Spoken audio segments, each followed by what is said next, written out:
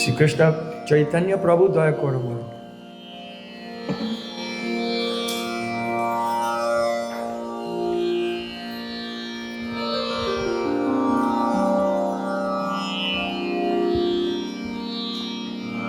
पतित पावन परम दयाल प्रेम दात पद्मावती कुमार श्री नित्यानंद प्रभु की जय।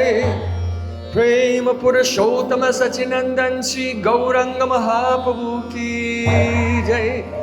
निताई गौर सीतनाथ प्रेमानंदे हरि हरि बोल। श्री कृष्ण चैतन्य प्रभु दया करो मारे। श्री कृष्ण चैतन्य प्रभु दया करो मारे। श्री कृष्ण चैतन्य प्रभु दया करो मारे।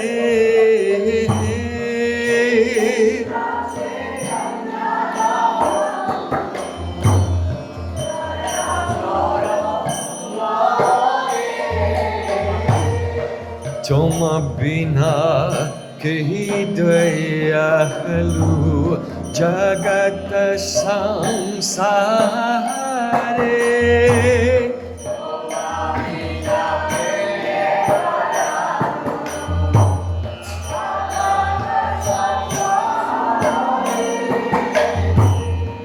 पतित पावन हेतु तव अवतारा।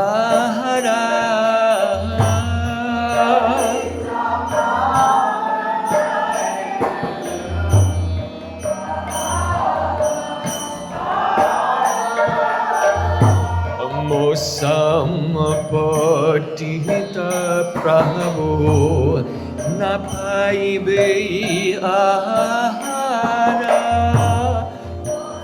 संपतित प्रभु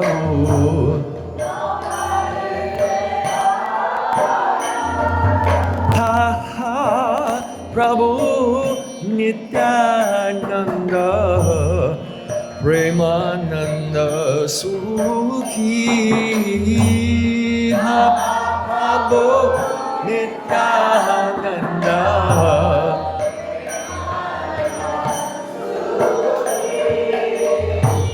कृपा पलकन करो हमी परो दुखी।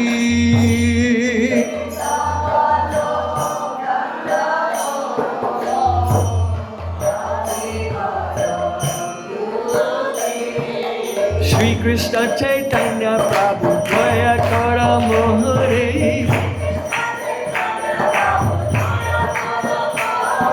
श्री कृष्ण चैतन्य प्रभु दया करो मोरे।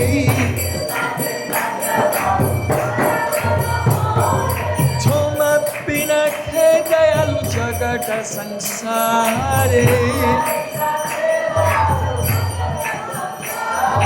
तुम बिना है दयालु जगत संसारे।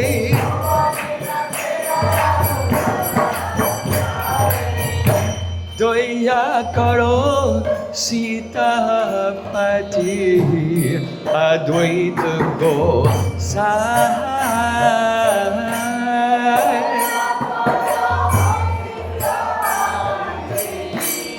अद्वैत गोसाई तब कृपा पहले पाए चैतन्य निताय। तब कृपा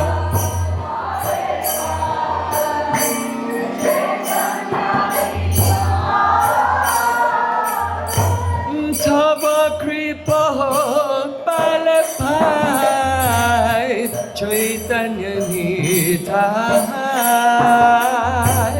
तब कृपा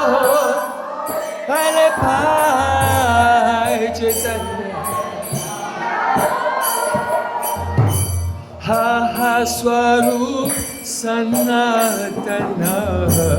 Rupa Raghunatha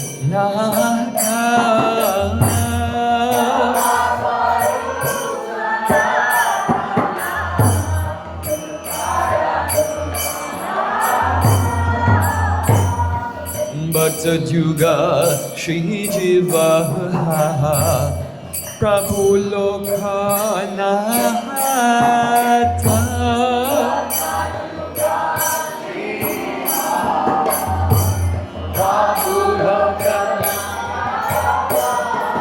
Daya Kara Shri Acharya Prabhu Srinivasa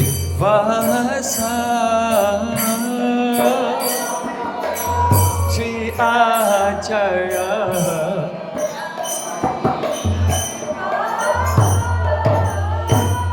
Ramachandra Sangamage Narottama Dasa Ramachandra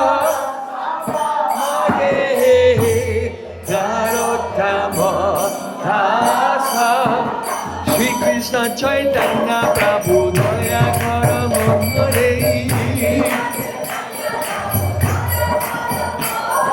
Shri Krishna Chaitanya Prabhu Daya Kara Mohare Tuma Pinakhe Dayalu Jagata Sansare Tuma Pinakhe Dayalu Jagata Sansare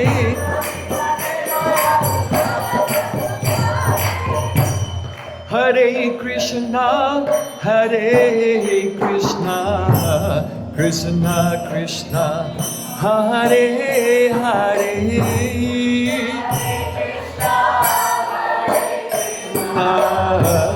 Krishna Krishna,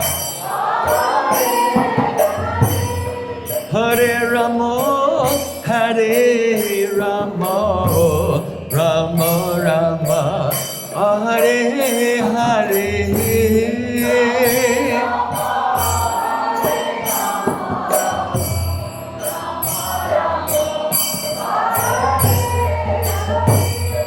Hare Krishna, Hare Krishna, Krishna Krishna, Hare Hare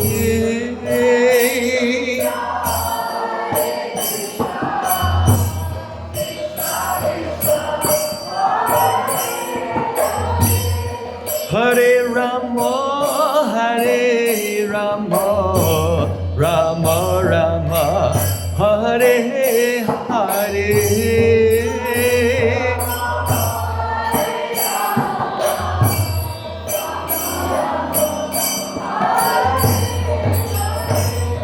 Hare Krishna, Hare Krishna, Krishna Krishna, Hare Hare.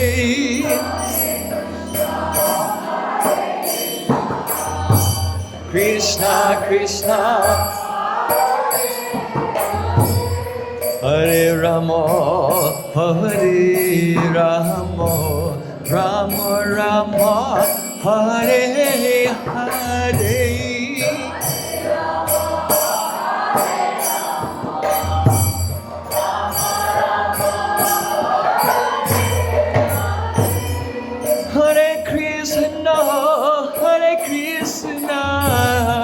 Krishna Krishna, Hare Hare, Krishna Krishna Krishna, Hare Rama, Hare Rama, Rama Rama, Hare Hare.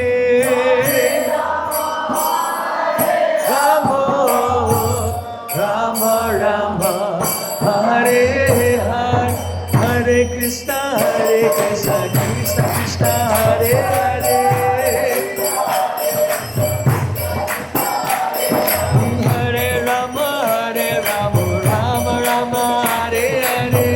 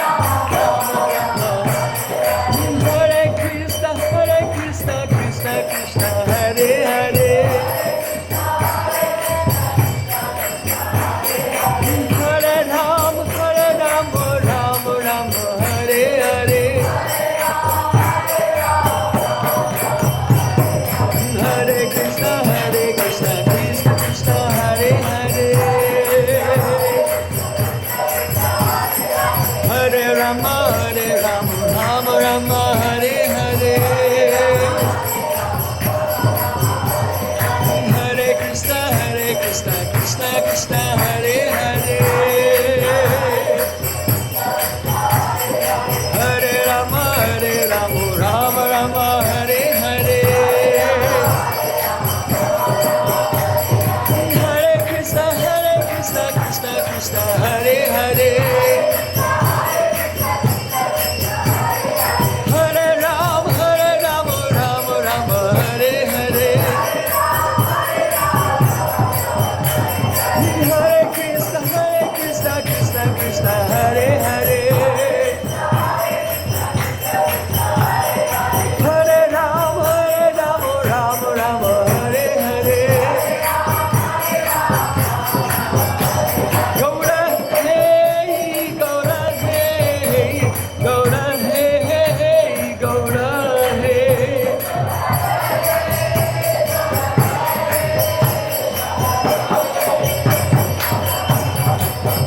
Nitai hey Gaura hey Nitai hey Gaura hey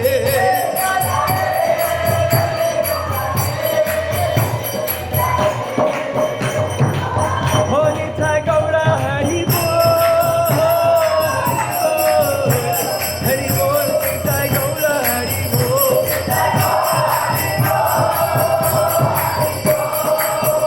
Hari Bol Hari Bol Jai Gaura Sitanath Premanande Hari Bol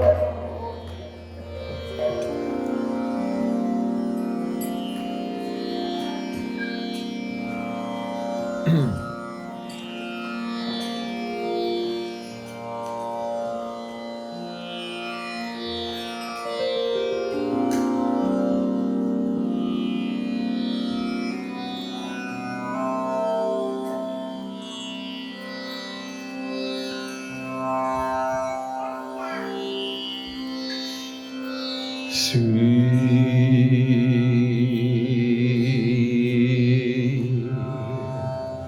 Krishna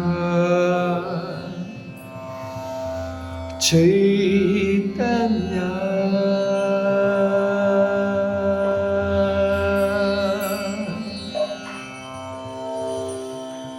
Prabhu Nityananda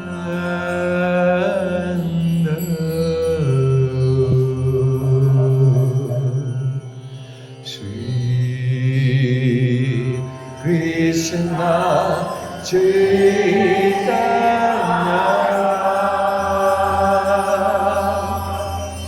Prabhu Nityananda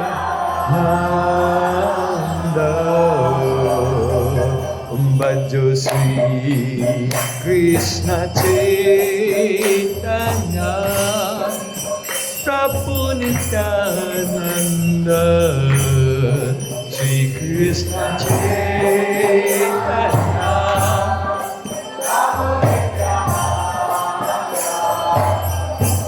Sri Advaita Gadadhar Shivasari Gaura Bhakta Vrinda Sri Advaita Gadadhar Shivasari Gaura Sri Krishna Chaitanya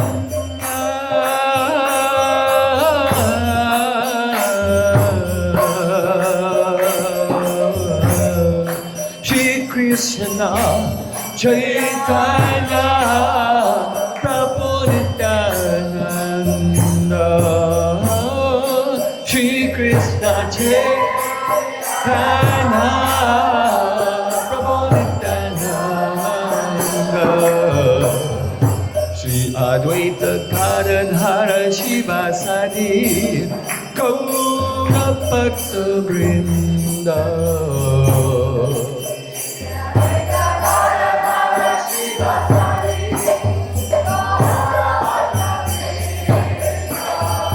Radhe Radhe Govinda Govinda Radhe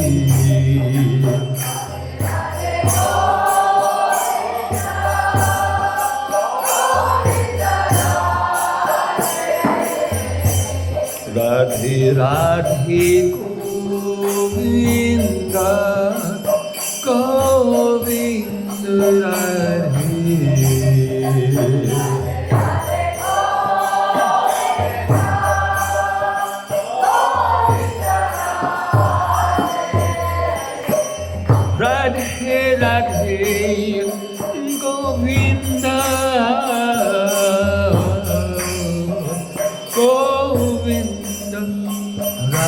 Hare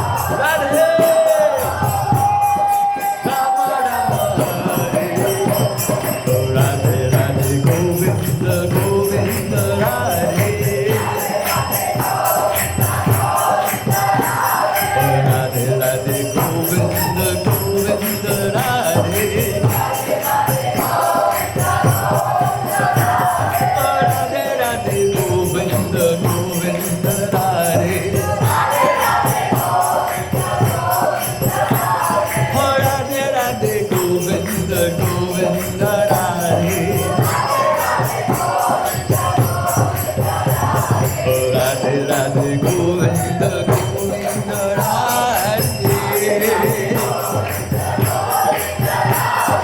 Radhe Radhe Govinda Govinda Radhe.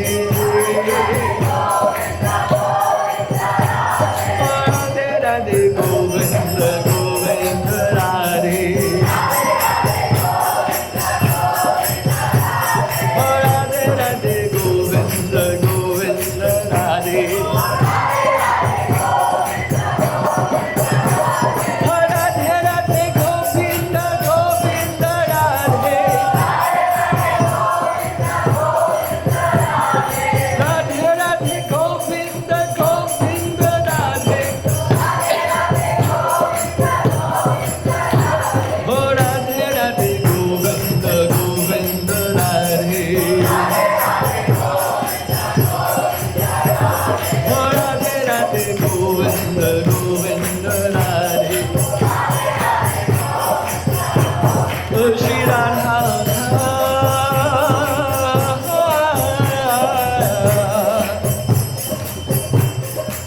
Shri Radha. Shri Radha. Shri Radha.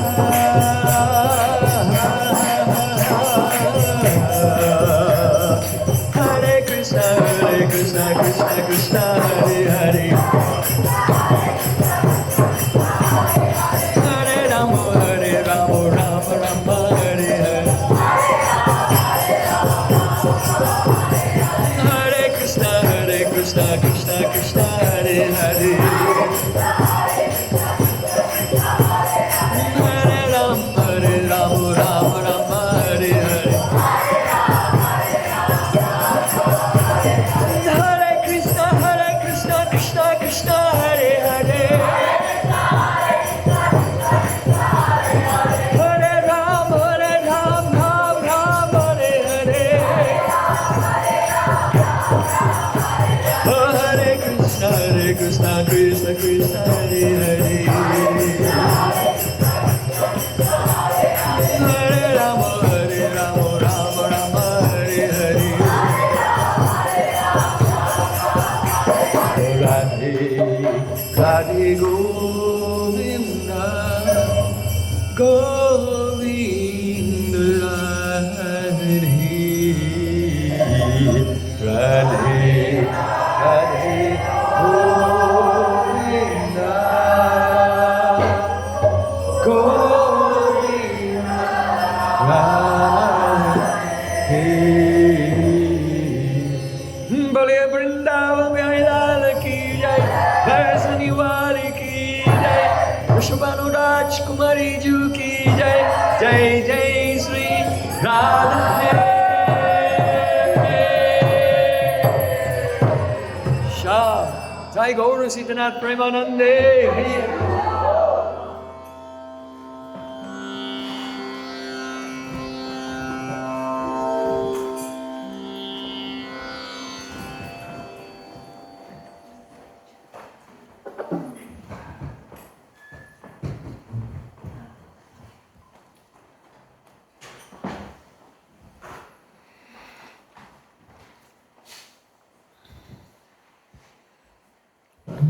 Nam Shrestha Manamapi Shachiputram Atra Surupam Krupam Tasya Kracha Muripurim Maturim Goshtuvartim Radha Kundam Kirivaram Ahoradika Madhvarsam Prapto Yasya Pratit Kripaya Sri Guru Tam Natosmi Gurave Gaurachandraya Radhikaya Tadale Krishnaya Krishna Bhaktaya Tad Bhaktaya Namo Namah Anandalilamaya Vigrahaya He Mabhadivyachavi Sundaraya Tasmai Mahapremarasapradaya Chaitanya Chandraya Namo Namaste Chaitanya Chandraya Namo Namaste Chaitanya Chandraya Namo Namaste Bhakta-vihimha aparadalakshe Jukastukam haritoram kamati Kripamahitam shanam prapanna Vrinde namaste charanaravinam Vrinde namaste charanaravinam Govinda Dham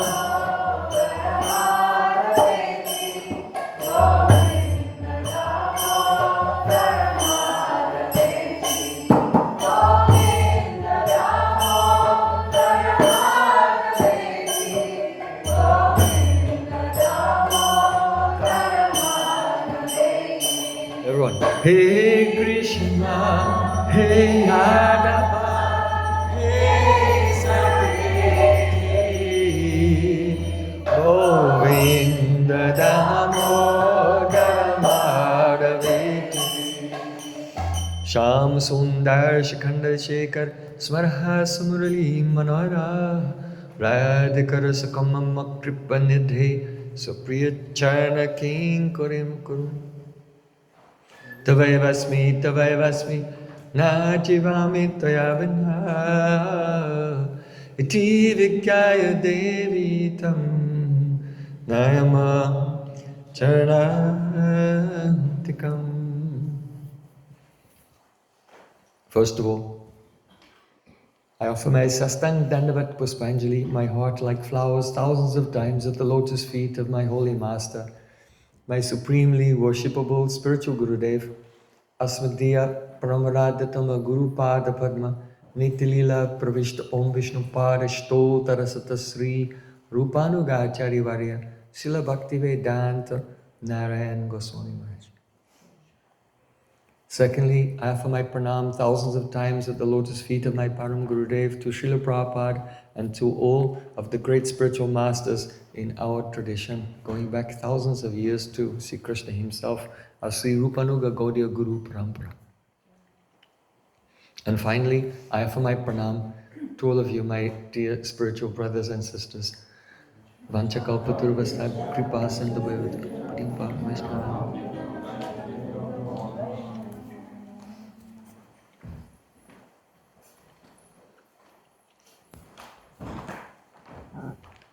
Gurudev ki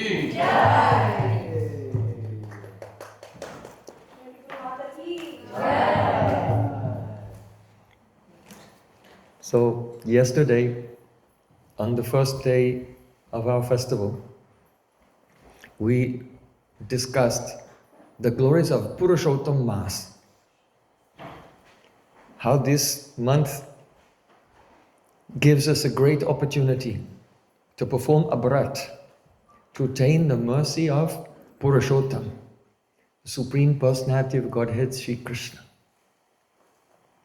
And how different types of devotees, they observe this brat. Some follow the Varnashram Dharma, and in addition to that, so many rules and regulations of the scripture. They are the Swanistita sadhakas. Then the Paranistita sadhakas.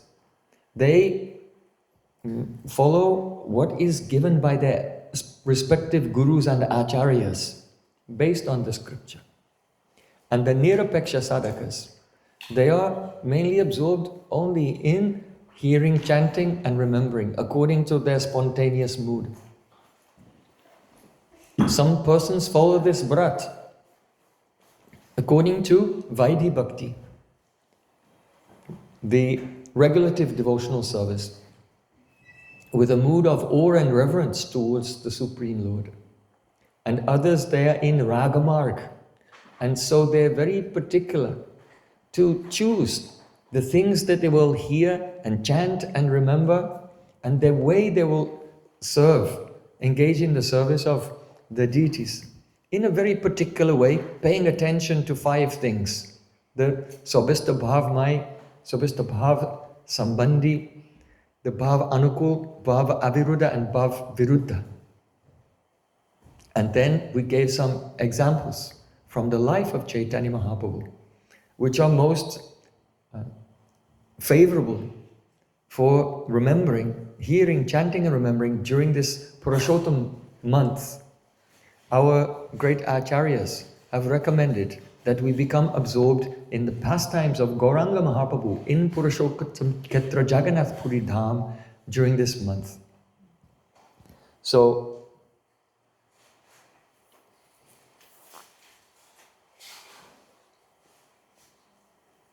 yesterday we remembered how Chaitanya Mahaprabhu was relishing the rasa, the taste, the flavor of Sri Krishna by honoring Mahaprasadam. And today we want to discuss the glories of Vigraha Tattva, the glories of the Deity. Chaitanya Mahaprabhu has taught the glories of the Deity by his own life and example. Apani karimu bhakta bhava angikari, apani achari bhakti shikamu sabari. Before Mahaprabhu appeared in this world, Sri Krishna said, "Oh, I will accept the mood of a devotee, and I will teach everyone how to practice bhakti by my own life's example. Apinina kaila dharma sikananayai eto siddhanta gita bhagavata gai." All the scriptures, the Bhagavad Gita and Srimad Bhagavatam especially, they explain that unless you live something in your own life, unless you practice it yourself and realize it yourself, it is not possible to impart the power and the inspiration for others to practice. Only the Paropadesh Pandit, that person who is a scholar, Pandit, very learned in telling others what to do, but they're not following themselves. They cannot have any effect. They cannot move the hearts of others and inspire them in bhakti. So Krishna was thinking, oh, I told everyone in Bhagavad Gita, Sarva Dharmam Pratyaja Mamekam Sharanam Braja. Abandon all the worldly, materialistic occupations and just surrender to me. But Krishna thought, who will follow me? Because I didn't do it myself. And so he appeared as Gauranga Mahaprabhu and showed everyone by his own life how to live the life of complete surrender to the Supreme Personality of Godhead, Sri Krishna. Now,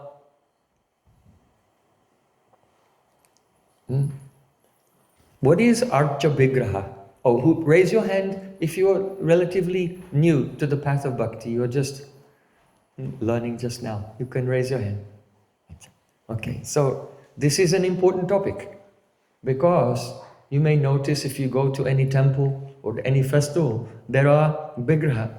That means deities.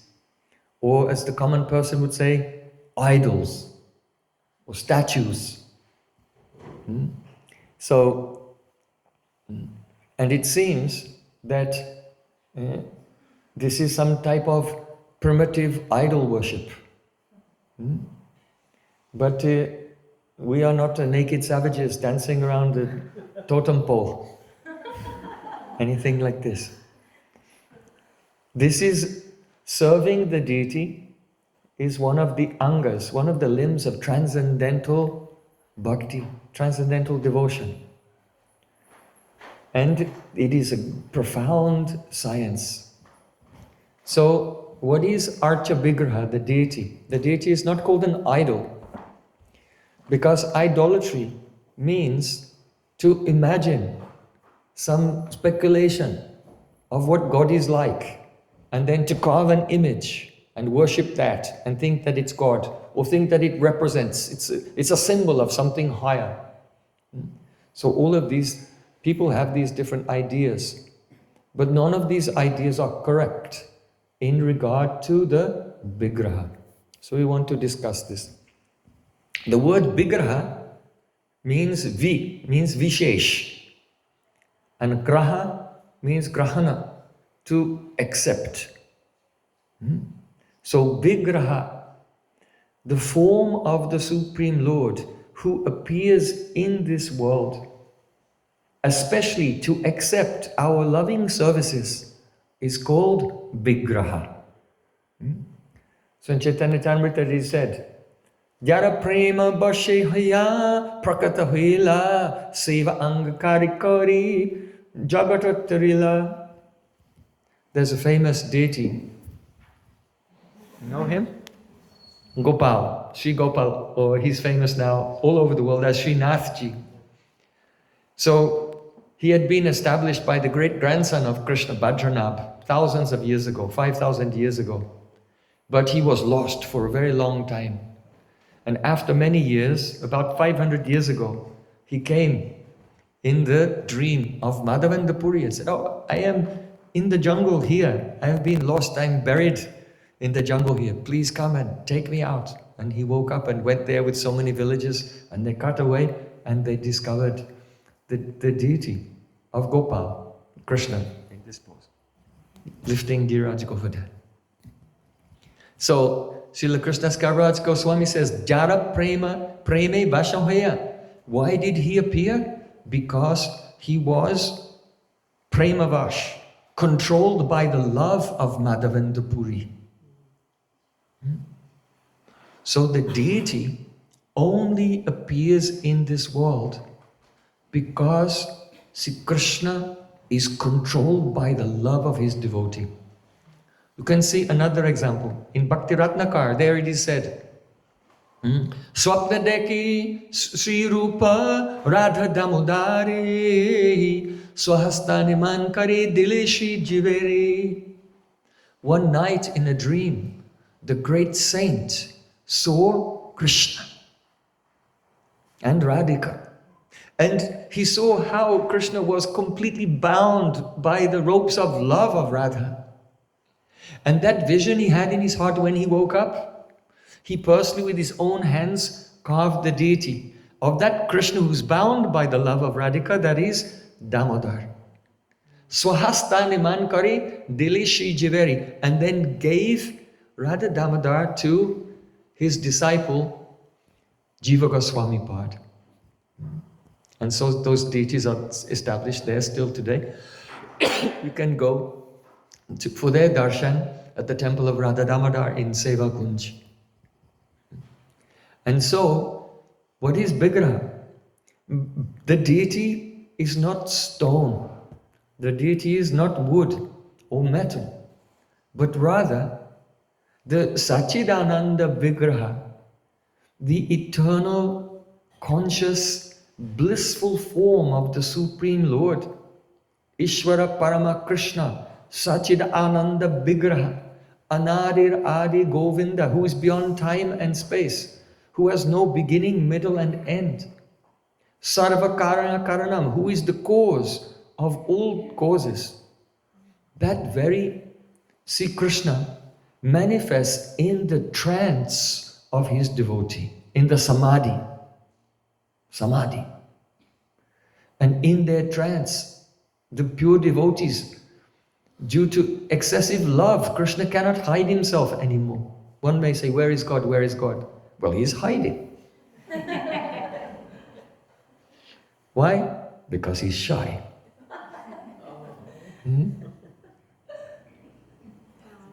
He does not want to play with the arrogant and aggressive persons, with proud persons and selfish persons.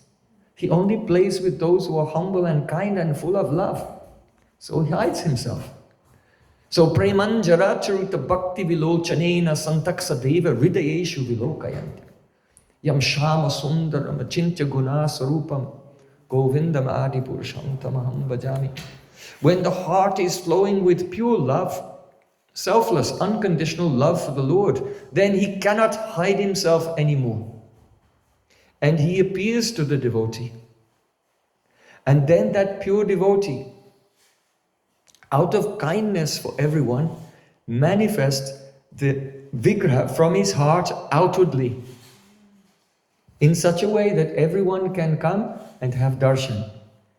So the Vigraha is not stone, not wood, not metal, but is Satchidananda Vigraha, the embodiment of eternity, knowledge and bliss, and he only appears in this world being controlled by the love of his devotees. And because the Vaishnavas are full of kindness for everyone, then that pranadhan, that treasure of their heart, comes out in the form of Vigraha. And then those devotees, they give diksha, initiation. They give initiation. And then engage the conditioned souls, those who are in the illusion of this world, those souls who are lost in bodily identification, but who are approaching, they want to surrender to God. He gives diksha, and by that diksha they become connected to the deity. So this is why no one can engage in the service of the deity without diksha. We'll discuss this in more detail later, but without diksha it's not possible. Because there is no difference between the Vigraha in the heart of the pure devotee and the Vigraha he manifests outside, and the Vigraha which is the Adhishtatri Devata of the mantra given by Guru. So Guru gives that same deity through mantra into the heart of the disciple. And when the disciple is remembering his Diksha mantra every day, then he'll look and see the deity of his mantra is there on the altar and can directly serve him with all senses. So,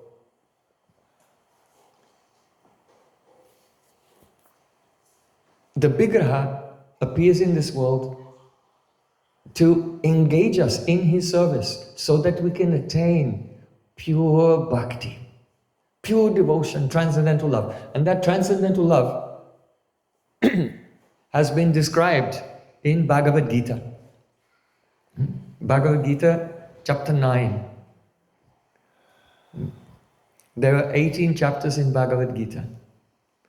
And the middle chapter, chapter 9, is considered to be the greatest treasure of Bhagavad Gita. So, the middle 6 chapters are the main treasure because they're on bhakti. The first 6 chapters are predominantly about karma yoga and nishkarma karma yoga, and the last 6 chapters predominantly about jnana. And the middle 6 chapters, there bhakti is described. So it is exactly like a treasure chest. A treasure chest has the base and the lid, and the treasure is in the middle. So Bhagavad Gita is like that. It has the base, the first 6 chapters, the lid, the last 6 chapters, and the middle 6 chapters are the greatest treasure. So here in chapter 9, see, Krishna is saying, Raja Vidya, Raja Gukhyam, Pavitram idam uttamam, Pratyaksh avagamam dharmyam, Susukam kartum abhyayam. The meaning, just the general meaning. This knowledge of bhakti devotion is Raja Vidya. Raja means the king, the highest of Vidya, all knowledge. It's the king of knowledge. Raja Guhyam. It is also the king of secrets. It's extremely confidential. Pavitram idam uttamam. This knowledge is of the highest purity. There is nothing more pure than this bhakti. Pratyakshavagaman dharmyam. And in this dharma, in this occupation, in this dynamic activity, it is characterized by pratyaksha, direct experience, direct perception. It is not theoretical knowledge. It is not a collection of the propositions or aphorisms. This path of bhakti gives pratyaksh, a direct experience of the Supreme Lord and His abode. Susukam, it is beautiful. Su means beautiful and sukam means easy, natural, joyful, joyfully performed. Sukam, kartam abhyayam, and avyayam means that it is everlasting. It is not like other paths. If a person is doing the path of jnana, the path of trying to attain nirvana and impersonal liberation, then they have some practice. But when they are thinking, when I attain my goal, then I will give up these practices. When someone's doing Astanga Yoga, they know it's a sadhana, but when I attain Siddhi, they think I'll give up this practice. But when you are practicing bhakti, then you think, when I attain my perfection, then what will I do? It goes on forever. Bhakti never ends, because it's beyond duality. That which is beyond duality, the path and the goal cannot be two different things. If it is advai, beyond duality. So bhakti, devotion is the path, and bhakti is the eternal perfection. It goes on forever. So sukam kartam abhyayam. Now, our Ramanujacharya, the Acharya of the Sri Sampradaya, he has said that Bhagavan, God, he manifests in 4 swarups. So the first swarup is the Paravyoma Adipati Narayan.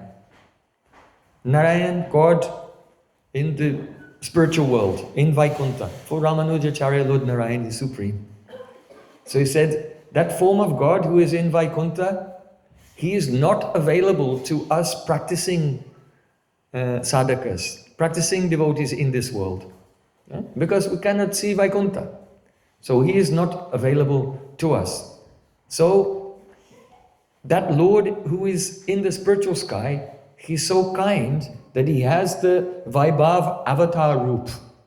That means, but from he has expansions. And those expansions descend and perform pastimes in this world.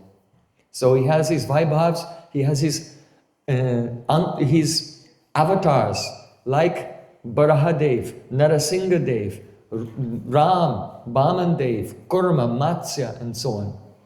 So there are so many avatars, they come to this world. And when the avatars of God come to this world, then the living entities who are here, they have a chance. They can see them. And they may interact with them. So, where were you when Lord Nrsimhadev came? Lord Nrsimhadev came and he left, and we are still here. So, even though the Lord in the spiritual sky, he's merciful, but he is not available to us. Then he comes to this world and makes himself available. But alas, we did not take advantage of that. And now those avatars are also not accessible to us. So, therefore, the Supreme Lord has a third swarup. And that swarup is Antaryami, the Paramatma. So the Paramatma is there in the heart of everyone. Uddhav prayed to Krishna, Naivopayantya pachitim kavayastavesha brahmayusha pikritavrida muda smaranta yontaba istanubritam ashubam vidunvam acharya chaitya vapasa swagatim bhyanakti. Uddhav prayed, O Sri Krishna, if great poets were to glorify you for millions of years, they still could not come to the end of expressing their gratitude to you. Why? Because you appear in 2 forms, inside and outside. In your form inside, that is the Antaryami Paramatma. And the form that you manifest outside is Acharya, the Acharya Guru. So you appear in 2 forms, in the form of the Guru and the form of the Antaryami Paramatma in the heart, in order to give guidance to us so that we can navigate through all the obstacles of life and arrive at our destination. So, Sri Krishna appears before us as Guru, as the Acharya. Why? Because Jive Sakshat Nahi Tati Guru Chaitrupe Shiksha Guru Hoy Krishna Mahanta Surupe. In our conditioned state, even though Paramatma, the Supreme Soul, is living along with our own soul in the heart, but we cannot perceive Him, we cannot hear Him. It may be that sometimes He gives some inspiration through our conscience. However, due to dushtata, due to our worldly wickedness, due to our nature of being corrupt, we cannot hear the guidance of our conscience. And so that Paramatma is also not accessible to the conditioned souls. Even though we can infer His presence, everyone can know that Paramatma is there in the heart. Shukadeva Goswami has said, Bhagavan sarva bhuteshu lakshita swatmana hari drsha buddhya dibi drashta lakshana anumapakai. The meaning is this, that if we become very calm and peaceful, we will realize that we are the drashta, we are the sakshi, we are a witness of this world.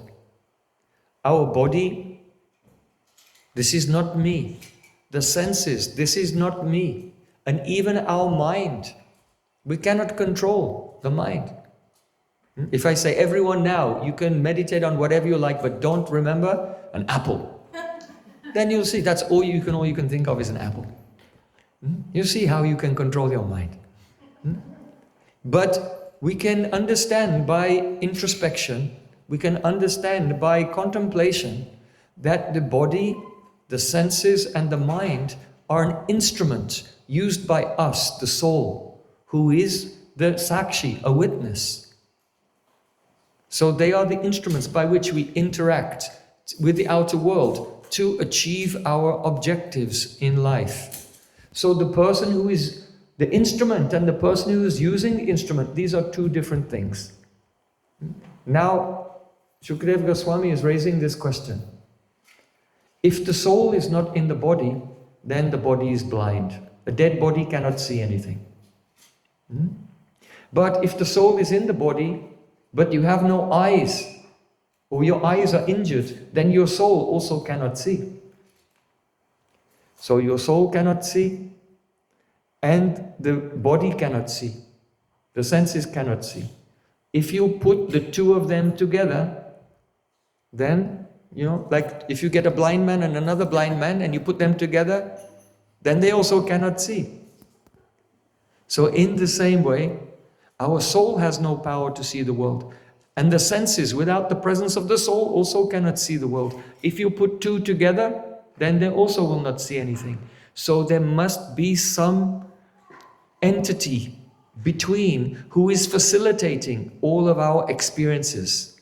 So, Lakshita Swatmana Hari, that is the Paramatma in our heart. So, Lakshana Anumapakai means by this process of inference, we can understand Paramatma, God has one form who is in our heart at every moment. So, in Bhagavad Gita, Sri Krishna said, in chapter 15:15, there, Sarvasya chaham hridi sanivishto mataha smritya jnanam apohanam cha vairaishcha sarva ahameva vedyo vedantakrit vedavideva chaham. Krishna said, in the form of the Paramatma, I am present in everyone's heart, and from me come knowledge, remembrance, and forgetfulness. Now just see, here the first thing Krishna mentions is knowledge. So what kind of knowledge is Paramatma giving you? And the answer is every kind of knowledge that you have. Because you have Jnanindriya, the knowledge acquiring senses. So it is not only that Paramatma is awakening your memories of last week or last month or last year, or even some memory of some experience or knowledge from a previous life, which is manifest now as our different inclinations. Everyone has different inclinations. Why? Because they've developed them in their past lives. So this remembrance and this knowledge and so on, it is not only this type of knowledge, but it is also the knowledge coming from our Gyan Indriya. The knowledge we attain through our eyes, through our ears, through our skin, through our taste, through our sense of smell, at every moment, every type of knowledge that is being facilitated by Paramatma in the heart. And the moment when he withdraws that facility, then you become helpless, become blind, deaf, dumb.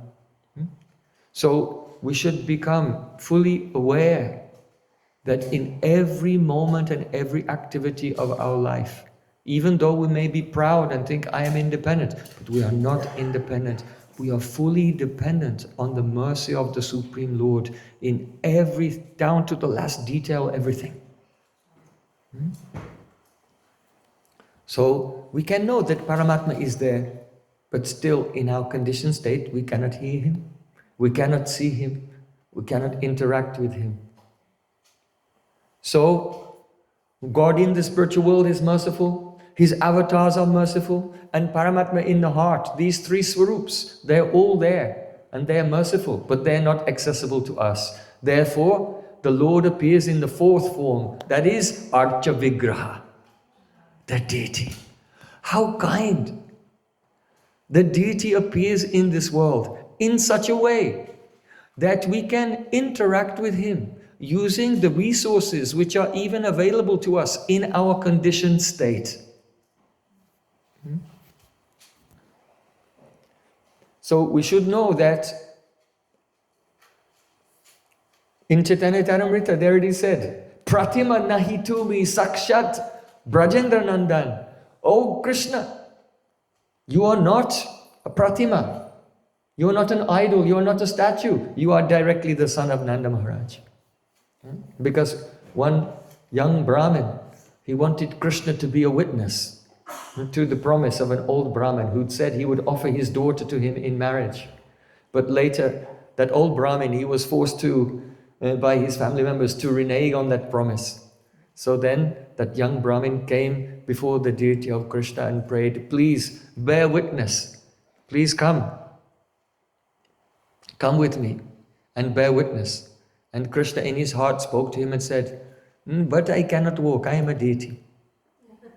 And he said, Pratima nahi tumi sakshat Brajendra Nandan. You are not a statue. You are directly the son of Nanda Maharaj. So if you want, you can walk with me and come and bear witness in the trial. And Krishna was so controlled by his love. He agreed. He said, okay, turn around and walk, but don't look back. And he walked away, and that Brahmin was walking, and he could hear the tinkling of Krishna's ankle bells as he was walking behind him. And he followed him. So, Pratima nahi tumi sakshat Brajendra Nandan. You are not a statue, you are not an idol, you are directly the Supreme Lord. If a person only using their material senses and material experience will try to analyze Vigraha, then they'll come to a mistaken conclusion. And they will not be able to realize the mercy. And therefore, it's important to hear. By the hearing process, and through the process of initiation, one's relationship with Vigraha, with the deity, becomes established. So, Ache Vishnu Shiladi Guru Shundaramati. In the Padma Purana it said, that person who thinks that the deity is made of stone, then Yasha Naraki Saha. That person is, they have their passport and visa for hell, all ready to go to the lower regions. So, in the Vedanta Sutra, it is said, Arupavad eva hi tat pradhanatvat. In the Vedas, it is said that God is Arupavat. That means he does not have a form.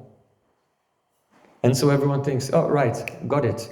I've learned everything. Now I've graduated on day one. I read it in the Vedas. God is Arupa. He has no form. But it's not so simple. Arupavad eva hi tat pradhanatvat. You in this world may have a form. Why? Because we are souls. And being souls, we've become encased in a physical body. So our soul and our form are two different things. So we have a form. But God does not have a form. Why? Because He's not an embodied soul. The form of God and His soul are the same thing. Deha dehi vibhago yam neshvare vidyate kvachit. In Karma Purana it is said, for the ordinary person, there's a difference between the body and the embodied, the soul and the body. But for God, there's no difference. God's body is His soul. So God does not have a body in the same way that we have a body. Tat pradhanatvat means that form of God, He pradhan, is prominent. In other words, He does not have a form. He is His form. His form is not a possession which is different from Himself. He is His spiritual form. And so, the Vigraha is not a form of God or a form that God has, but it is directly Krishna Himself. And we can, He's accessible, we can easily approach Him and serve Him. Even if a person is poor, they may think, but I cannot offer so many opulent things. I don't have hundreds of flowers to offer many garlands every day. I don't have so many gold and jeweled ornaments. But Vigraha is so kind. Even if you serve the Vigraha in your mind, you may only have some simple rice and dal. But when you offer it, it's free. You can think, I am offering Krishna the rasagulas and gulab jamans and pakoras and so many. If you can make them all yourself, if you can afford to make them all yourself, you should do this. If you don't, then it becomes aparad, the fault of miserliness. If a person has the facility, but they don't use their wealth in the service of the deity, becomes aparad, the fault of miserliness. But if a person is a virakta, very poor, simple sadhu, renounced person, then they may offer simple things. Krishna said, Patram pushpam palam toyam yome bhaktya prayachati. If you offer just a leaf, a fruit, a flower, or water with devotion, I accept it. So Krishna is very kind. But even in your mind, you can offer Krishna, oh Krishna, here is your kaustuba money. So diamonds are quite rare, but they're not impossible to find. But sparshamani, a touchstone, sparshamani is more rare. Chintamani, the philosopher's stone that can fulfill all desires, that can turn anything into gold, is more rare and precious. But the Kaustuba money is more rare than Chintamani. And you can offer Krishna his Kaustuba money every day also, when you decorate it in the mind. And Krishna, Vigraha, is so kind, he will accept all of these things. So there's no limitation in all the ways we can serve Vigraha. Now,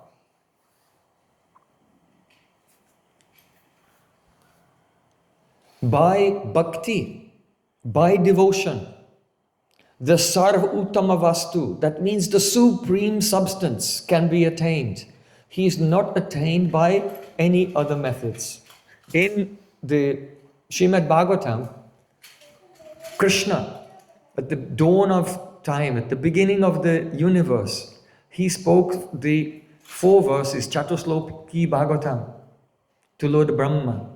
And at that time, Sri Krishna promised him, Jnanam paramam guhyam me, yadvigyana samanvitam, sarahasyam tadangang chag grahana gaditam maya. So we're discussing the Rajavidya Rajaguyam. Rajavidya Rajaguyam. So, yes, you can keep that verse. Rajavidya Rajaguyam. So this is the, bhakti is the highest knowledge because it gives one the approach, the access to the Sarva Uttam Vastu, the supreme reality, supreme substance. And It is the Rajaguhya, the greatest secret. So Krishna said, Jnanam param guhyam me. No, the gyan, knowledge of me, is the param guhya. It is the supreme secret. So what is said here to Brahma and what is stated here in Gita is the same message. He said, "O Brahma, take up this process of bhakti by which you will attain gyan." Now, here gyan means Advaya Gyan Tattva. Advaya Gyan Tattva. The non-dual conscious reality. Awareness of the non-dual conscious reality. Advaya Gyan. So it is not like the type of knowledge that you can learn in parts. If you go to college, every day you learn you collect some information. After some time, you collate all this information together into some type of intellectual, architectural structure that you call your education. And so this piecemeal way of collecting data is the worldly method of collecting knowledge. That is called the Kram Vikasita Gyan. Kram Purvak Vikasita Gyan. But knowledge of God does not come like this. Knowledge of God manifests in the pure consciousness, in the pure heart, which is free from the Dvandva, duality only. So it is called Advaya Gyan Tattva. Krishna himself is beyond duality. So the Advaya Gyan can be summarized in a simple phrase. In Hindi you said, Ram se sab, Ram me sab, Ram hi sab. It means Ram or Krishna se sab. That means everything comes from God. Ram me sab, everything exists within God. And Ram hi sab, everything is God. It can be summarized in that way. So the meaning is that even though the Advaya Gyan can be explained in very darshanik language, very philosophical language of Vedanta, it can be summarized in this way. Everything comes from God. Where did everything come from? Krishna. Where is everything? Existing within Krishna. And lastly, Krishna is everything. Everything is not Krishna, but Krishna is everything. So, philosophically speaking, the first one, the everything comes from God, means that the Supreme Lord is Nimitta Karan. He's the cause of the creation. Secondly, he is Sarvashray, that everything is in him. He is Sarvashray, that means everything is sheltered within him. Sarvashray. And then the third one is a bit challenging, that everything is God. That is in the Darshanik language called Abhinna Nimittu Padam.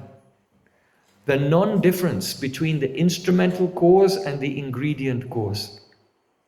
You know, if a builder builds a house, he takes the ingredients, the wood, the stone, the glass, and he builds a house. So the nimitta, the instrument who created it, is different from the ingredients from which it's made. But God is not like that. God is one. And nothing exists outside of him. So if he'll make something, he'll make it from himself. He is the ingredient also. Just like the Shastra gives the example of a spider. A spider does not go shopping. Let me go and look online and find a nice web to live in. No. The web of the spider in which he lives is manifest from himself. He is the ingredient of his own environment as well. So this is called Abhinna Nimitto Padana, that God is non-different from everything, because everything is his Shakti, it's his potency. So when a person is in such a consciousness, not like a dual consciousness, where you think that God is like the absentee watchmaker. God created the world like a watchmaker creating a clock, and he wound it up and then he put it on the mantelpiece and went away. And now the universe is going on and God is like an absentee father. It's just God's not around anymore, doesn't care. No. Rather, everything comes from him, everything is within him, and everything is non-different from him. And in this way, our consciousness is free from Dvandva, duality. So, this is called Advai Gyan. So Krishna said, oh Brahma, practice this bhakti. And by taking up the process of bhakti, you'll be freed from all duality. You'll become conscious of my Swarup. But Krishna said, Jnanam paramam goyam yadvigyana samamvitam. You should know my Swarup along with the Vigyan. That means how I interact with my energies. Not the direct Swarup of God does not interact with this world. He has his own world, and there he's interacting with his Shaktis in the form of all of his devotees. So that realization of the beauty of God interacting with his loving devotees in his own sweet divine realm, that is called Madhurya Anubhav. The Anubhav, the realization of Madhurya, sweetness. And so this is necessary. Now, note this down very carefully. We have 3 types of senses. The first is called Antakaran. Antakaran, the inner sense. Internally, in our psychological body, our astral body, this inner sense, the Antakaran, has 4 portions. Manas, mind. So the manas is sankalpa vikalpa atmaka. The mind is always accepting and rejecting things.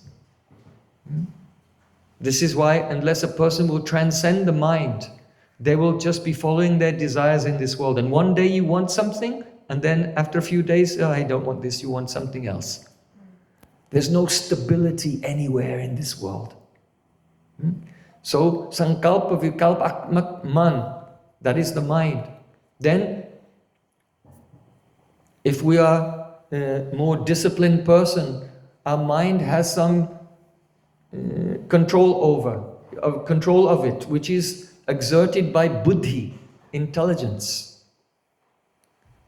So the buddhi is nirnay atmak buddhi, nirnay atmak buddhi. That means by our intelligence, we analyze and we try to ascertain the nature of things and not just be emotional, accepting and rejecting things due to the mind, but we ascertain the nature of things as far as we can and apply some discipline over the mind.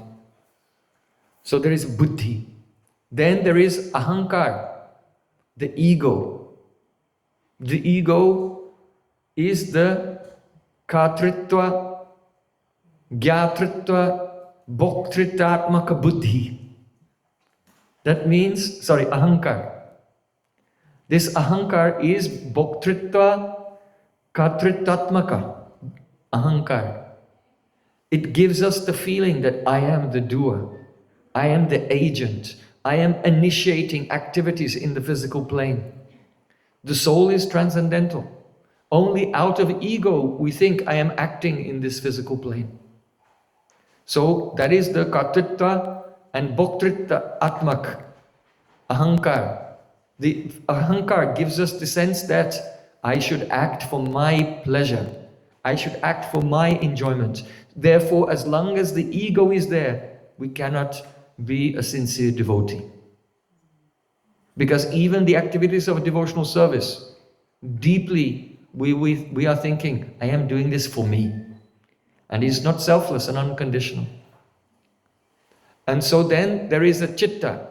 Manas, buddhi, ahankar, then chitta. This is the last covering of the soul. And it is very fine. So that is niskriya. It has no activity. It's only like a reflecting medium. You don't see the world directly. You are seeing an image of the world in your own chitta right now. The soul does not see directly the world, but it's mediated by the chitta and the senses. So this is the antakaran. So that is the first category of senses, antakaran, the inner sense, your psychological body. Then the second category of senses, that is the pancha jnanendriya, the 5 knowledge acquiring senses. So you have eyes, ears, nose, tongue and skin. By these 5 knowledge acquiring senses, we interact with the world. And then we have 5 active senses. Vak, the power to speak. The pani, hands, the power to grasp. Pada, the power to be mobile, to walk. Pai and upasta means the power of evacuation and reproduction also. So these are the working senses. So these are 3 levels of senses: antakaran, jnanendriya and karmendriya. The knowledge acquiring senses and the active senses. So it is only when the sarvotam vastu, when the highest reality is the madhurya, the sweetness of the highest reality is relished through all 3 types of senses: antakaran, jnanendriya and karmendriya. That's the aswadana, that means tasting, is purana. See? So there is a purana aswadanam. Anandam buddhivardhanam pratipadam purna amrita swadanam. In our perfection, there is the Purna Amrita Aswadanam, a complete experience of the Madhurya of the highest reality. And that can only be experienced when there is an interaction, service to the highest reality through the antakaran, the inner sense, the jnanendriya and the karmendriya. Yes? Is it clear? So, unless that sarvotam vastu, that supreme substance, is experienced through all the levels of the senses, then the seva abhilas, the strong desire for service, will not manifest. So, now a question comes. In the Shastra, in the scriptures, it is said, Na devo devam archayat. Unless you are a deva, you cannot serve the devas. For example, the demigod Indra. He lives on Swargalok. So, can you serve him? If you want to serve Indra, you will have to become a deva yourself and go to the heavenly planets. Then you can serve him. So, in the same way, as we are discussing, Vigraha is Sachidananda Vigraha. He is the transcendental, eternal, blissful. He is the condensed form of eternal, conscious, spiritual bliss. But our senses, our antakaran, our karmendriya and jnanendriya, they're all jad, they're inert, they're of matter, they are of the material energy. So then, how is it possible? We can say from the point of view of ignorance that I am doing some seva to the deity. But actually speaking, not, because one is transcendental and one is material. So Shastra says, Na devo devam archayat. So this problem should be resolved. Chaitanya Mahaprabhu, one day he was glorifying Srila Haridas Thakur, Namacharya, the great saint, Haridas Thakur. So Haridas Thakur was born in a Muslim family. So he was considered an outcast from the Vedic society. And Chaitanya Mahaprabhu was born in a very high-class Brahmin family. So Mahaprabhu said, Hey mora de hoite, tumi mora bad. Tomar je jati se jati mora dad. Mahaprabhu said, Oh Haridas, your body is more dear to me than my own body. In fact, I consider that we are in the same caste. So how can a person who is born out of caste, and Gauranga Mahaprabhu, who is born in a very high-class Brahmin family, priestly family, how can they be in the same caste?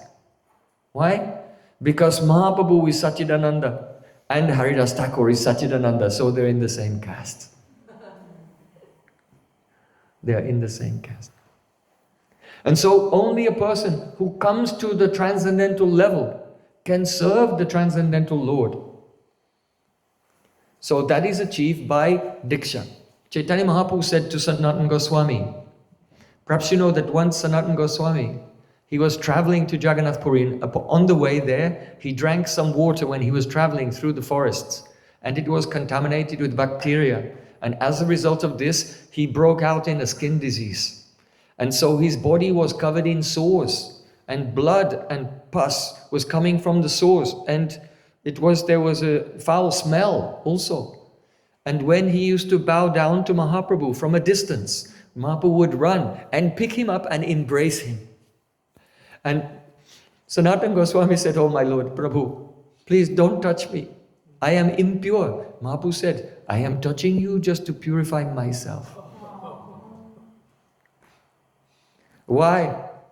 Because Diksha Kale Bhakta Kari Atma Samarpan, say Kali Krishna Kari Tari Atma Sam, say Deya Kari Tori Chidanandamoy, Aprakrita Deya Tara Charna Bhajai. Mahaprabhu said, Diksha Kale, at the time of receiving Diksha, initiation, second initiation. Atma Samarpan, when the disciple offers his heart to see Krishna through Krishna's representative, the Guru, forever. With a one-way ticket, I surrender to you, forever. Then, say Kali Krishna Kari Tari Atmasam, Krishna accepts that soul. When Guru gives Upadesh, instruction in mantra, then Krishna, he smiles and says that, "Oh, I accept you just like myself." And Krishna welcomes that soul onto his own transcendental platform. So say Deya Karitori Chidanandamoy. Now the devotee has himself Sachidananda body. Say Deya Karitori Chidanandamoy. An aprakrita Deya Tara Charna Bhajai. And in that spiritual body, he begins to render service to the deity. So all those who have received Diksha from a Sadguru, and those who are Sat Shishya, real disciples, have received Diksha from Sadguru, real Guru, they have transcendental bodies in which they serve the Supreme Lord. And they have the Purna Aswadana, the full Purna Madhurya Aswadana, the full taste of the sweetness of the Supreme Truth by serving the Vigraha and by chanting Harinam. So, something to note here, which is so important. Srila Vishnu Thakur, he said, Prakrita Dehendriyana Dhinam Eva Bhakti Sangsaragena Aprakrita-tvam Sparshamani Nyayena Sadhu Buddhyamahe. The sadhus understand this thing, that our body in this world, Prakrita Dehendriyadinam, we have a material body, material mind, and material senses. But Eva Bhakti Samsaragena, by the association of the practice of bhakti, then Aprakrita-tvam, the body becomes Aprakrita, transcendental, supernatural. Sparshamani Nyay Yena, by the logic of a sparshamani, if there's a piece of iron and you take a sparshamani, a touchstone, when the touchstone touches the iron, then the iron turns into gold. So it is said in the same way, when Sri Guru gives Upadesh, instruction in mantra, then something wonderful happens at that time. So Vishnu Thakur was saying, Achintya Shaktya Bhakti Upadesh Kala Eva Tasya Guna Titani Dehendriya Manangsi Maya Bhakti Mahatmyam Darshanatam Alakshitam Eva Srijante. So beautiful. Srila Vishnu Thakur is saying, by the Achintya Shakti, inconceivable power of the Lord, Bhakti Upadesha Kal, at the time of receiving mantra and instructions in mantra, Eva, certainly, at that time, Tasya Gun Atitani, one receives Deha, Indriya, Pran, Manas, body, mind, senses, and Pran. which are gun atit, beyond the three gunas. Srijante, the Supreme Lord sends that divine form to you. And Mahatma Darshanartam, Alakshitam, it remains invisible. It is invisible to others. If one day someone sees you and the next day they see you, and in the meantime you are initiated, they look and they may see the same person. Actually, we also notice the people, there's something different about you today. Right? But still, the ordinary persons may see the same person. So it is a lakshitam. It is the invisible. So it should not be understood that this physical body actually becomes Satchidananda. But rather it should be understood that the Supreme Lord invisibly sends the body, mind and senses, which is inside this body. And for the devotee who is surrendered, then the prarabdha karma which is in this body becomes completely neutralized in such a way that the physical body and mind do not impede in any way the action of the spiritual body, mind and senses which are within this body. This is the rahasya of the situation. Now, just as it said, alakshita, that spiritual form of the devotee is invisible to others. It may be, it depends on the level of the advancement of the devotee. But when you receive initiation, it's even invisible to you. It's invisible to you also.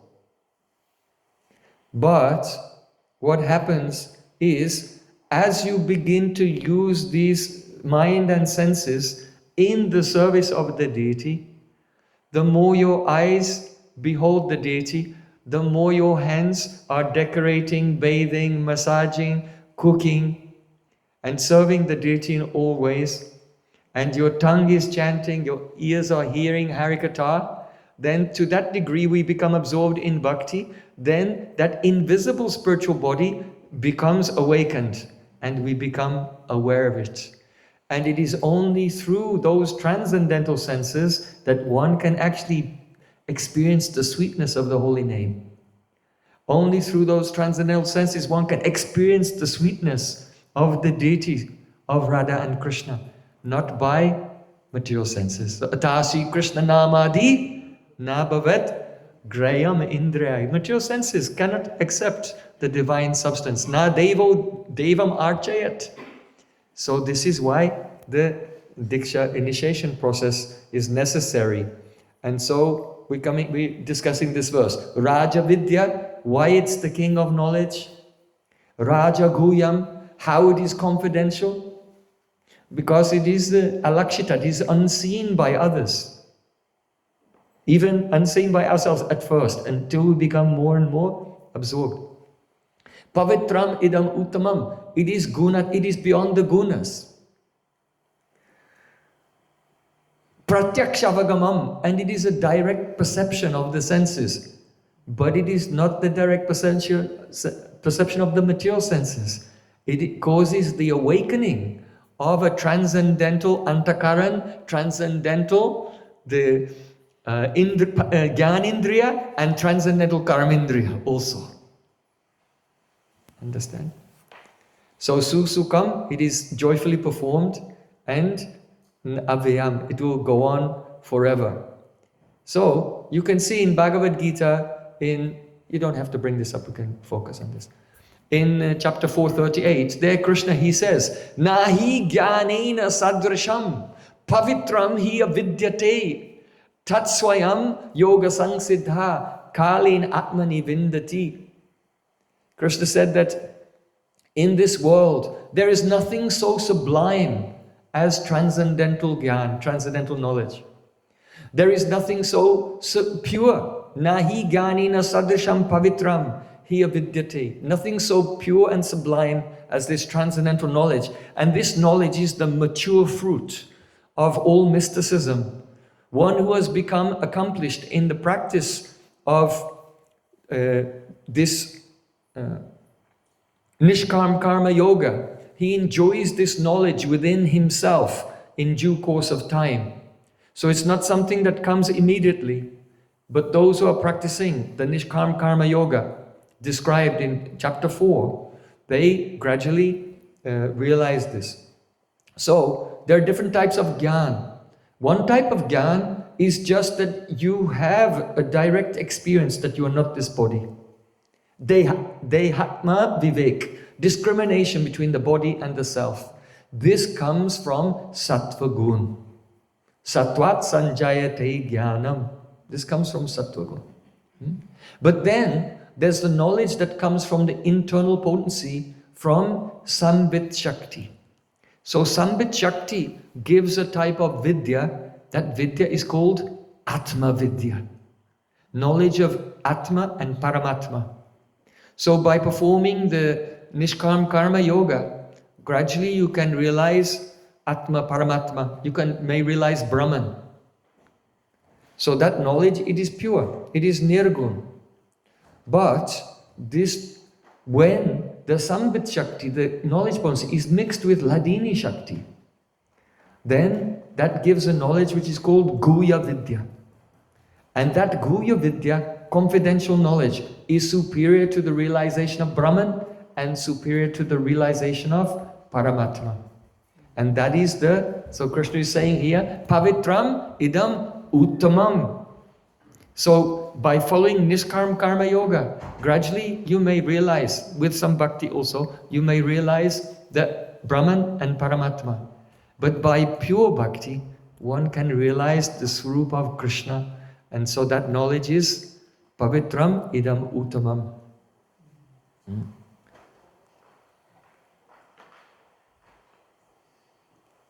Now, there are, for the general persons,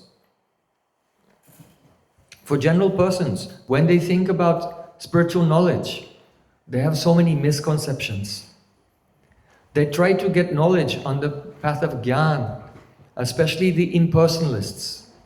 If a person thinks that the Supreme Truth has no form, they want to attain nirvana, mukti, moksha, liberation, that the soul will realize, I am the endless light, and there is nothing higher and greater than me. So, those who are on the path of Gyan, who do Brahma Upasana, so they have 3 types of worship. The first one is called Ahangropasana. Ahangropasana means, Aham Brahmasmi, I am the spirit. And they're worshipping themselves, that they are the endless light. So, this Brahma cannot be experienced by Karmendriya or Jnanendriya. There's no relishment of sweetness there. In the Antakaran, there's some reflection of Brahma can be there, but there's no action, there's no activity, there's no sweetness at all. And if you think, I am Brahman, I am myself the absolute truth, then what is the question of Madhuri Anubhav, tasting any sweetness? Because to taste sweetness, you cannot be sugar. You can taste sugar, but if you become sugar, then you cannot taste sugar if you become the sugar. So you might as well become stool, because the stool cannot smell itself either.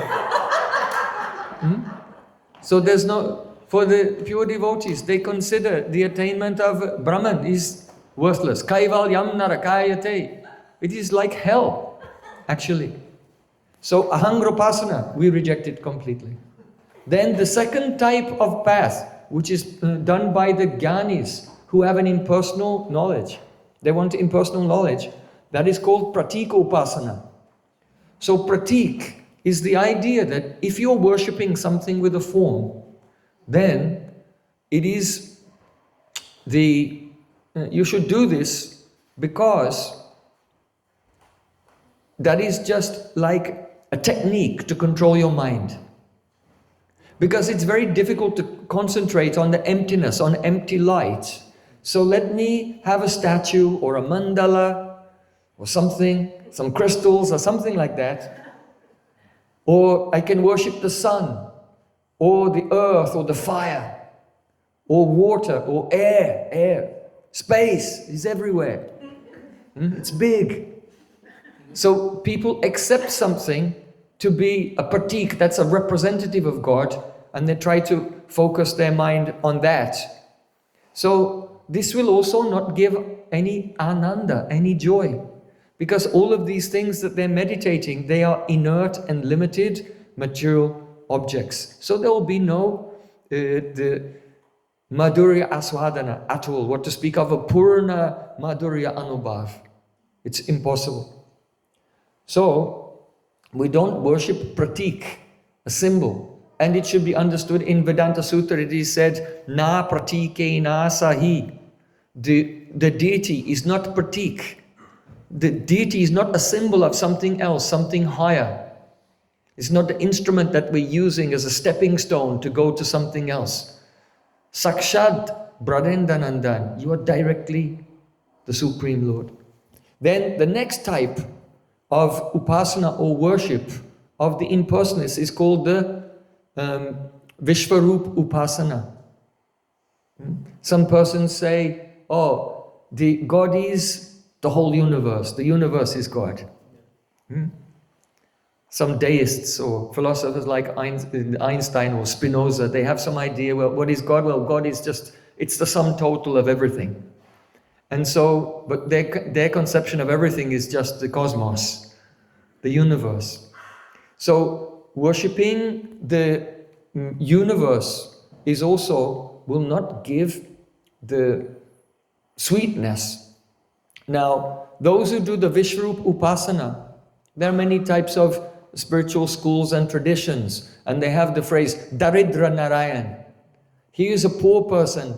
I see this poor person as Narayan, and so I'm serving him, so I'm doing bhakti also.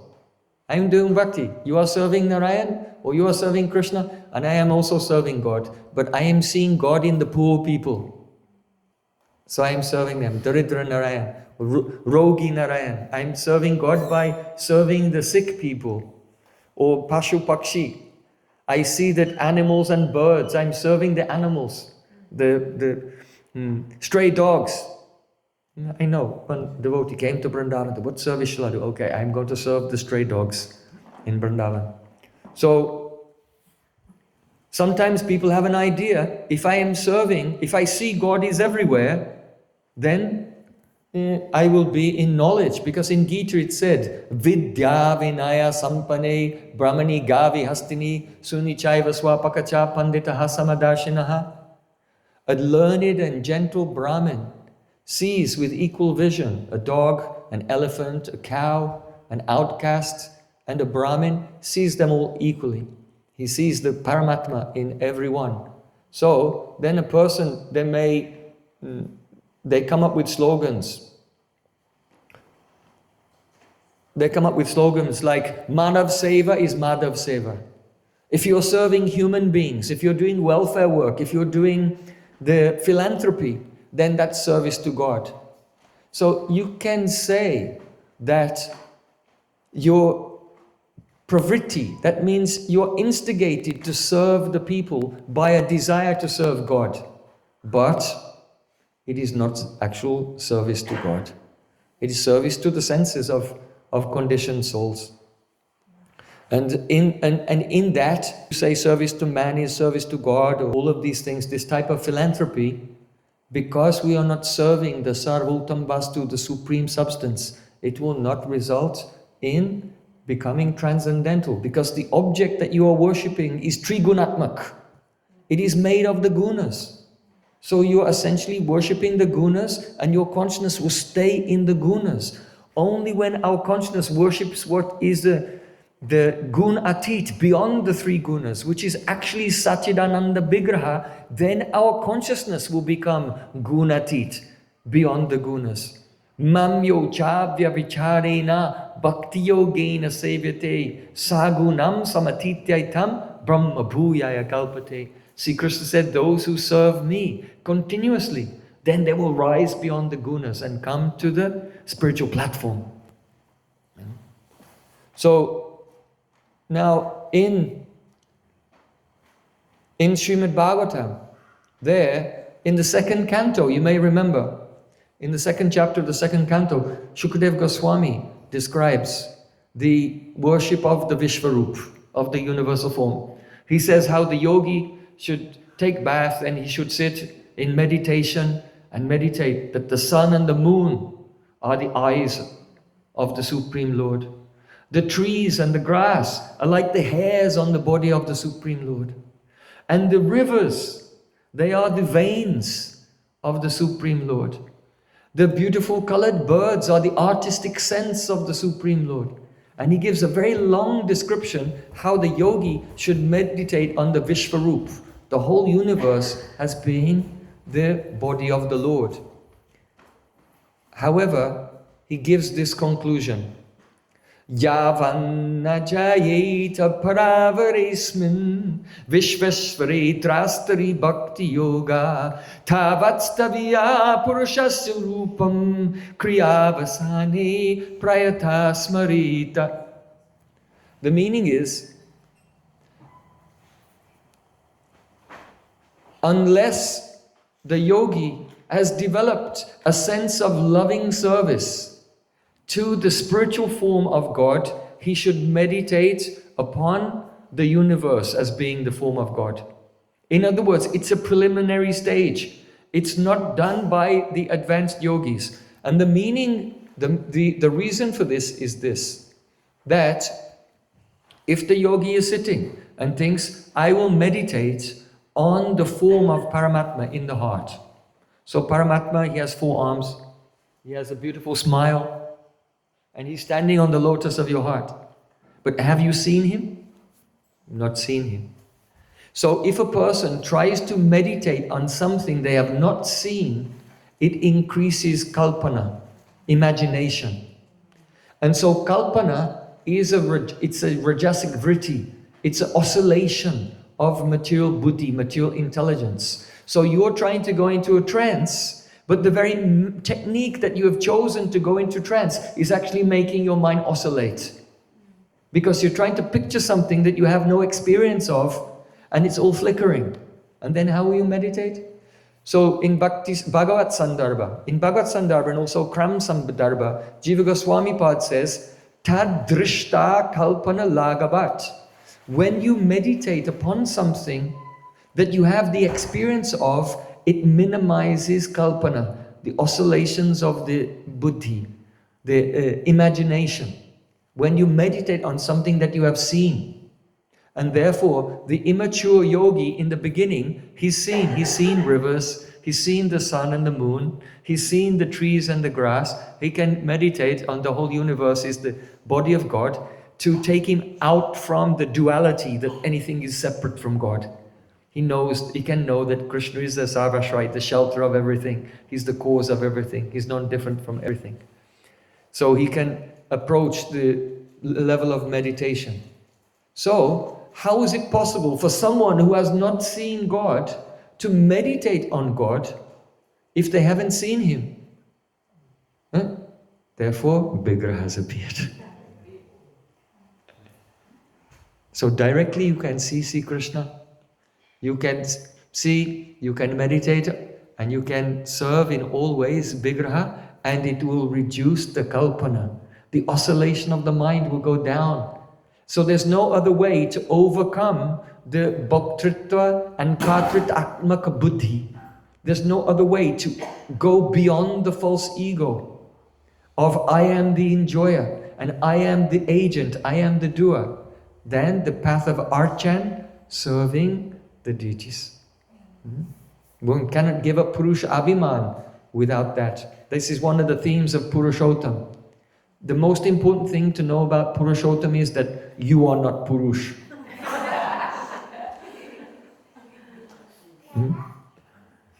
Purush means the enjoyer. All the Shaktis are God's energies. They're not to be enjoyed by us. So in this month of Purushottam, try to give up the Purusha Abhiman. I am the enjoyer. All Shaktis are God's energies. Even I am God's energies. I exist for Supreme Lord's enjoyment. He is Purush. I am Prakriti. Purushottam Mass is such a profound theme that being absorbed in this, we can make great progress in spiritual life. So, the impersonalists, they say, Sadhakanam hitartaya brahmano rupa kalpana, that Brahman has no form, but in order to help us have a practice every day, we should imagine some form and worship that as God. So sadhakanam hitartaya, for the benefit of the sadhaks, you can imagine a form of Brahman. This is wrong. So God has a form. So imagine the form of God. This is also wrong. So Krishna is so kind to help us. He has appeared as Vigraha. No need of imagination, speculation, or anything. Appearing this world, being brought here by the love of his pure devotee, the Archa Vigraha has appeared. So, and our acharyas especially, they did not cause the appearance of Lord Narayan, Vigraha. My Gurudev, he manifested the Radhavinod Bihari, Radharaman Bihari. In our ashram in Vrindavan, Radhasham Sundar. Gurudev manifested Radhashama Sundar there.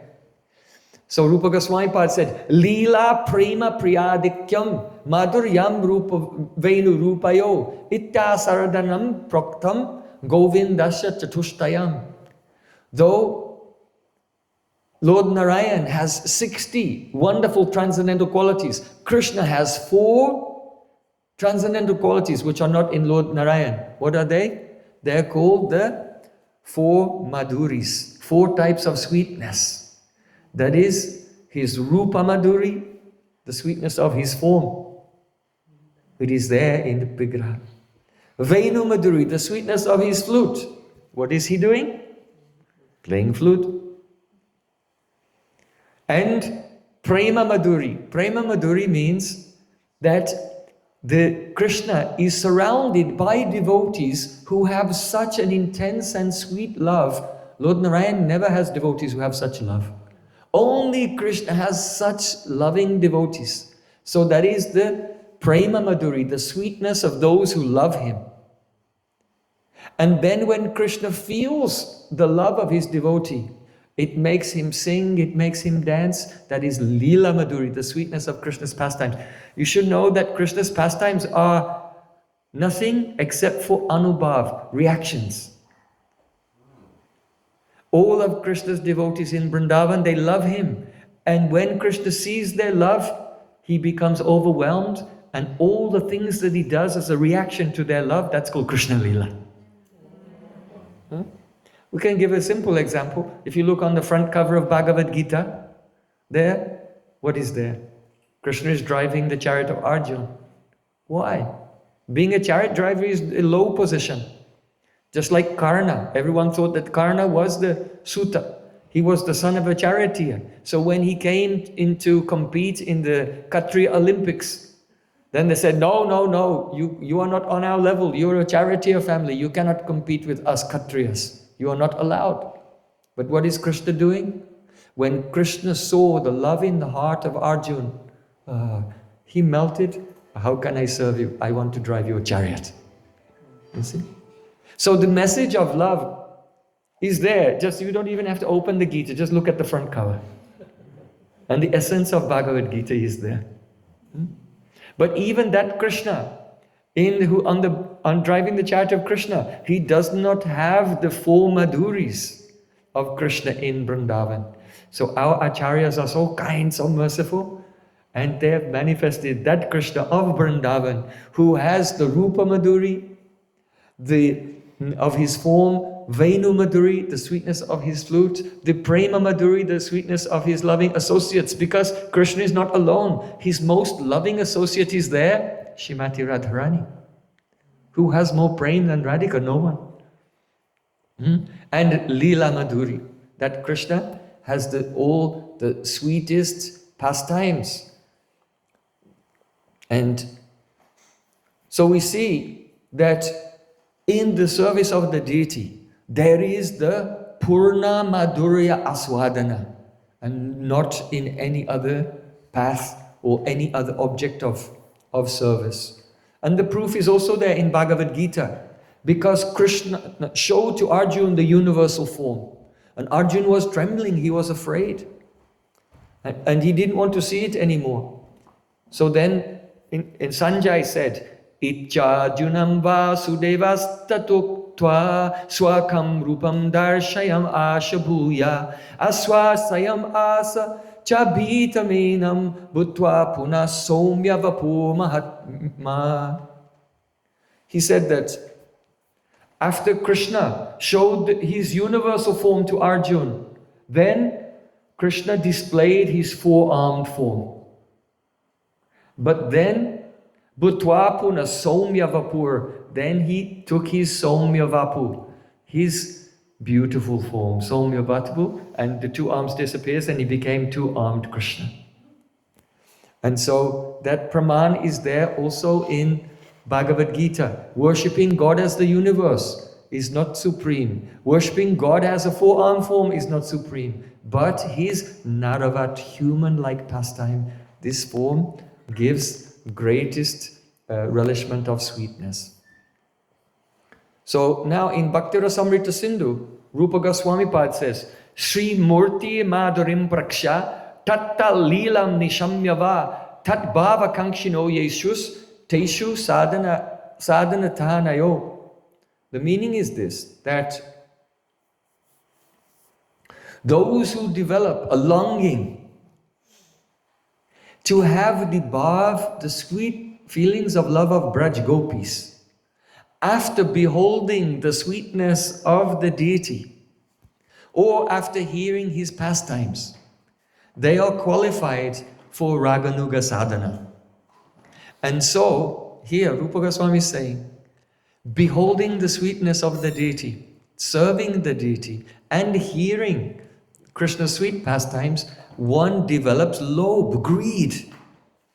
And the qualification for Raganuga Bhakti, to follow that path that leads to the love of Braj Gopis, is awakened in the heart. So how special, how important is this Vigraha Tattva? Now one thing you should note here is earlier Rupa Goswami said, Tattad bhavati madhurye shrute diyadapekshate nacha shastra cha yuktim cha talobat patilakshanam. The symptom of the awakening of greed is when one hears about the sweet loving relation of Krishna and his devotees. Oh, separation is coming. That's Krishna's nature. He's very restless. He always appears and then disappears. So, Sisi Radhaganda Vikagadhari ki jai. So, Rupa Goswami Pad is saying, if one hears about the loving exchanges of Krishna and his devotees, then the intelligence is no longer dependent on logic and reason of the Shastra and injunctions, but rather one feels an expectation at every moment. Oh, when will I relish this sweetness, this bhav? When will this bhav be mine? So here only hearing was mentioned, but in the verse we have just described, Srimurti Madhuram Praksha Tatta Lila Nishamyava, it mentions seeing the deity and also hearing both, Praksha and Nishamya. So Jiva Goswami in his commentary, he explains that the meaning is this, that if you will only see the deity, you will not develop greed for the love of Braj Gopis. But one should see the deity and also hear. But if one will only hear but not see, one can get greed. In other words, hearing the pastimes of Krishna from pure devotees is independent in the matter of awakening greed. But if you hear the pastimes and also see and serve the deities, the two together will also be very effective. The deity will also play a role in the awakening of greed. So this is very important, because sometimes devotees may come into the temple room and look and see the deities, yeah. Deities are here again, saw them yesterday. Or they may think, here is Bhagavan, here is God, it's Aishwarya Darshan. But we should aspire for Madhurya Darshan. Aspire for Madhurya Darshan. That means that we see that Krishna is playing his flute. Why? Because he has so much love in his heart, he cannot express it. If he will try to express, his throat will become gud-gud, his throat will be choked in emotion. And so the only way he can express his love is through the music of the flute. So he has taken his flute. Radhika's there. Rupa Goswami Pada said, Radha Madha Vayo Eva Kwapi Bhavai Kadapyaso Sajatya Vijatya Naiva Vitschijate Rati. The meaning is this, that the Rati, the constant love of Radha and Krishna has a quality that no one's love has. That it is Naiva Vitschijate Rati. It's never interrupted. You know, if Krishna is playing with his friends, he might forget Mother Yashoda while he's absorbed in playing with his friends. If Krishna is enjoying a loving exchange with Mother Yashoda, at that time he may forget the friends. If Krishna is playing with Radharani, then he may forget his mother and his friends. In fact, she's so beautiful, he even forgets who he is himself. But whatever happens, Krishna never forgets Radhika. It doesn't. If he's with his mother, he's remembering Radhika. If he's with his friends, he's remembering Radhika. If a big demon comes and he's trying to kill him, he still can't forget Radhika. In every situation. So Naiva Vitchijate Rati. That means even if he's in the Kunj with Chandravali, he's remembering Radhika.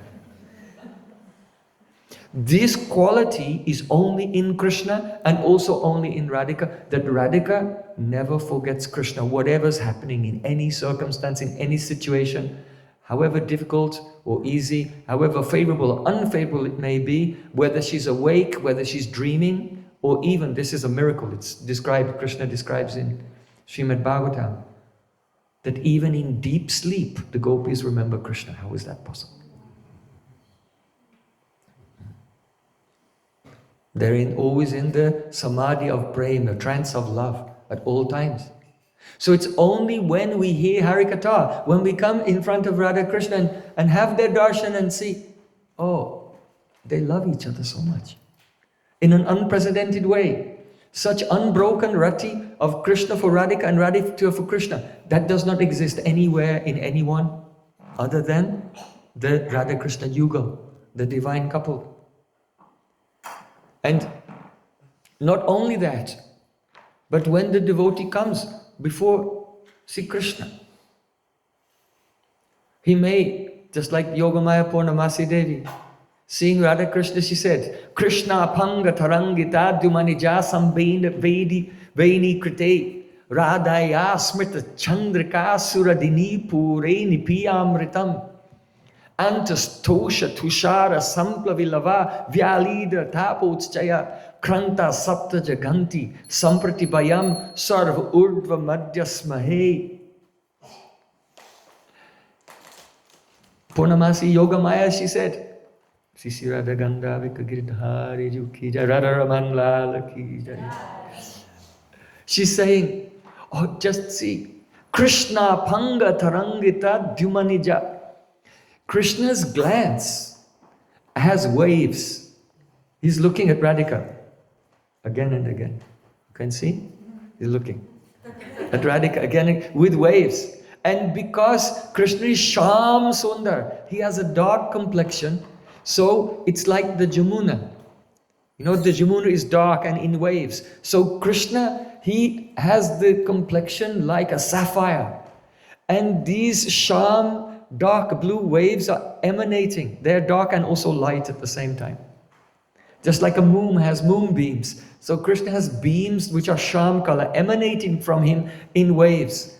And when his heart is feeling so many emotions, then if your heart is dry, then you have like a kind of blank 100-yard stare. Huh? But when the heart has many emotions, then the eyes become like wagtail birds looking here and there. Because the heart is unsteady and the eyes are going. So Krishna's eyes are looking again and again and again and again at Srimati Radhika, and the waves of the Sham color beauty are emanating from Krishna. It's just like the flow of Jamuna. Radhaya Smrita Chandrika. And when Radhika sees that Krishna is glancing at her, and his eyes are speaking Prem Katha, what the tongue cannot say, the eyes are speaking. That is called Netra Katha, the language of the eyes. So when Radhika sees the language of Krishna's glances, like the arrows of Cupid, flower arrows of Cupid shooting in her heart, then Radhika smiles. She was trying to be all contrary. But the way he glanced at her, now she's smiling. So Radhaya Smita Chandrika, and when she smiles, her teeth become a little visible, and there are rays coming from her smile. They're like moonbeams. Radhaya Smita Chandrika Suradini Pureni Piyamritam. And just as the light of the moon is white, so the Ganga is white. And her waves of beauty, the beauty of her smile is flowing with waves of nectar.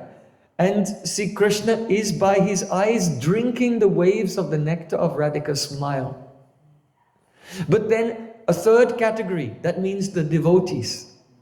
When you have darshan of Thakurji, don't only think of Radha and Krishna. They're not alone. They're with their associates, and they're also having darshan of Radha and Krishna.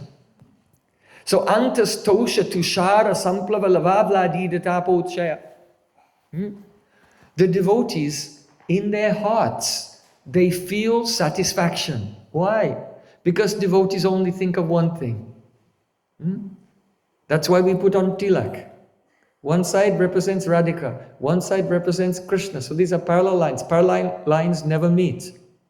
But here the Tulsi leaf represents Brinda. That is Vrindavan. So Radha and Krishna, they meet in Vrindavan. This is the aspiration of the Manjaris. So we make this mark our forehead with this abhilas, the mood of the Rupa Manjari every day.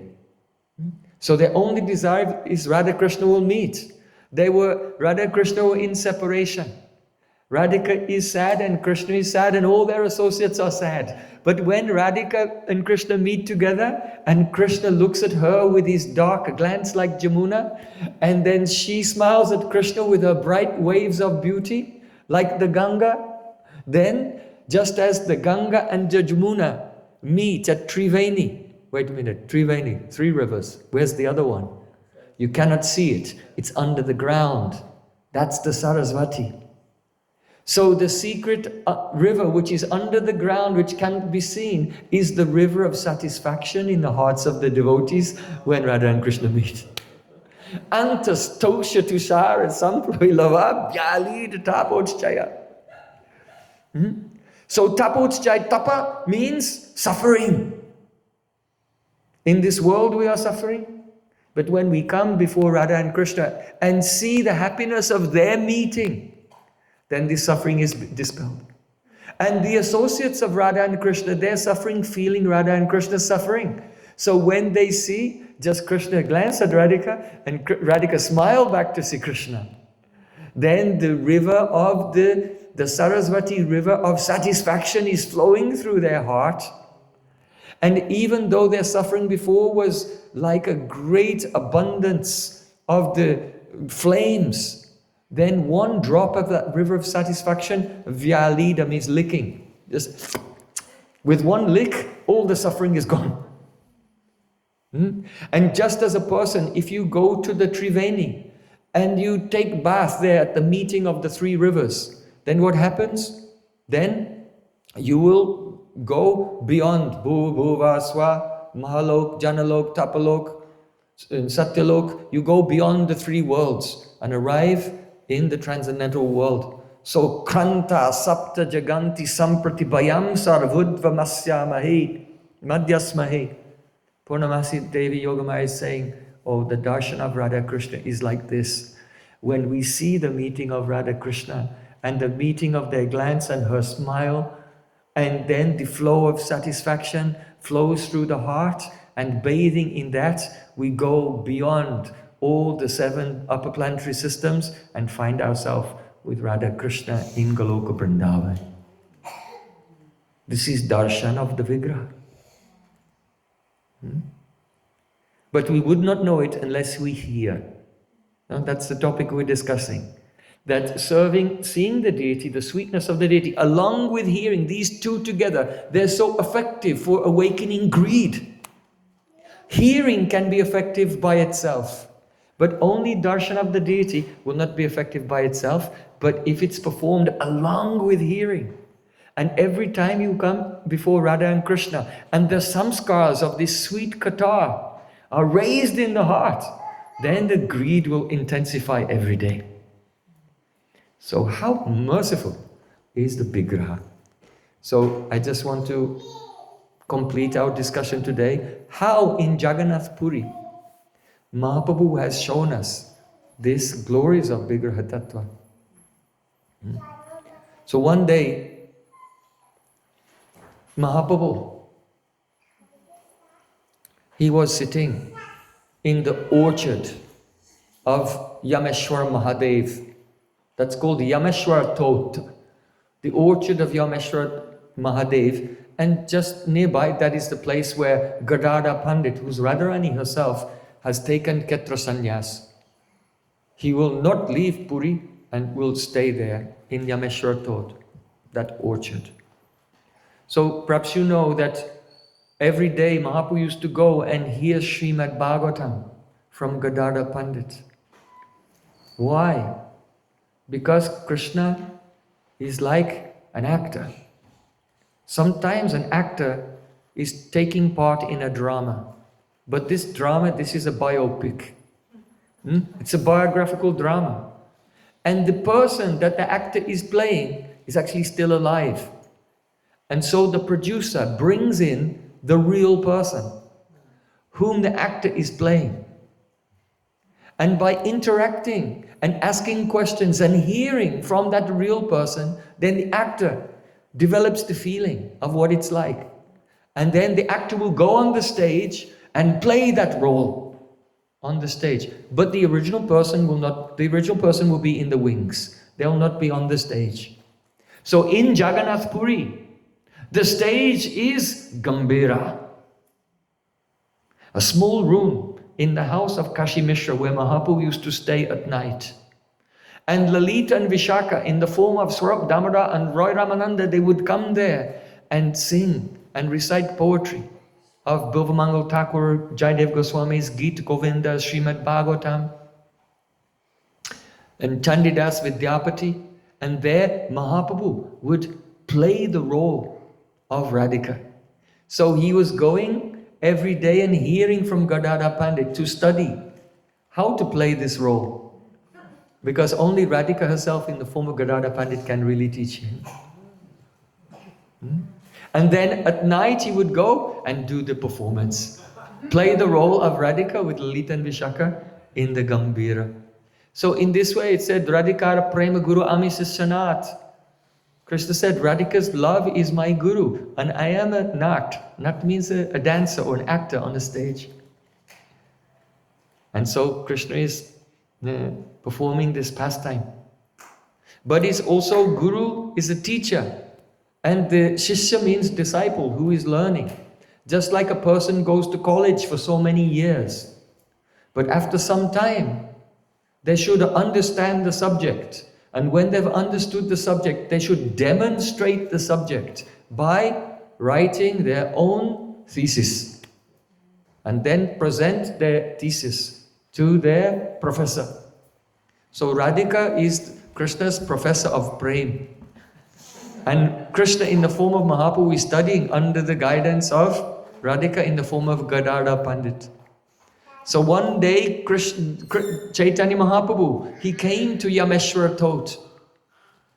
And he was sitting on the earth, in the sand. It's very sandy there, in the sand dunes by the ocean. Bhumira uparabasi, nija naki bhumiliki, ashu ganga netre bohe, kichu inadeki. Mahaprabhu was sitting in the sand and he was drawing in the sand with his fingernail. And as he was drawing in the sand, tears were flowing from his eyes like the Ganges, like Ganga. And his eyes were so filled with tears, he could not see anything. Ashru Ganga Netre Bohi Kichuina Deki. And he could not see anything. He was only feeling around in the sand and drawing with his fingernail. And as he was touching the sand, he touched something. And then he began to move some sand with his hands. And then he was so surprised. And he got up and went to Gadara Pandit, who was nearby, and said, "Hey Gadara, I want to give you something from my heart. Will you accept it?" Gadara Pandit said, "Surely I must accept it." Mahaprabhu said, "Oh Gadara, come with me." And he took the hand of Gadara and brought him to that place. And he began to remove the sand. And there was Gopinath. The Vigraha of Gopinath in Yameshwara Tot. So his name is Tota Gopinath. And Mahaprabhu removed the sand and gave Gopinath to Gadara Pandit. Why did Krishna appear as Gauranga Mahaprabhu? Sri Radhaya Pranaya Mahima Kidrishovaneva Swadyo Yenadbhuta Madhurima. Krishna had the greed to do the Sampurna Madhurya Aswadana, to taste fully his own sweetness. But he could not do it from the position of the Vishaya Vigraha, the object of love. He had to become the shelter of love.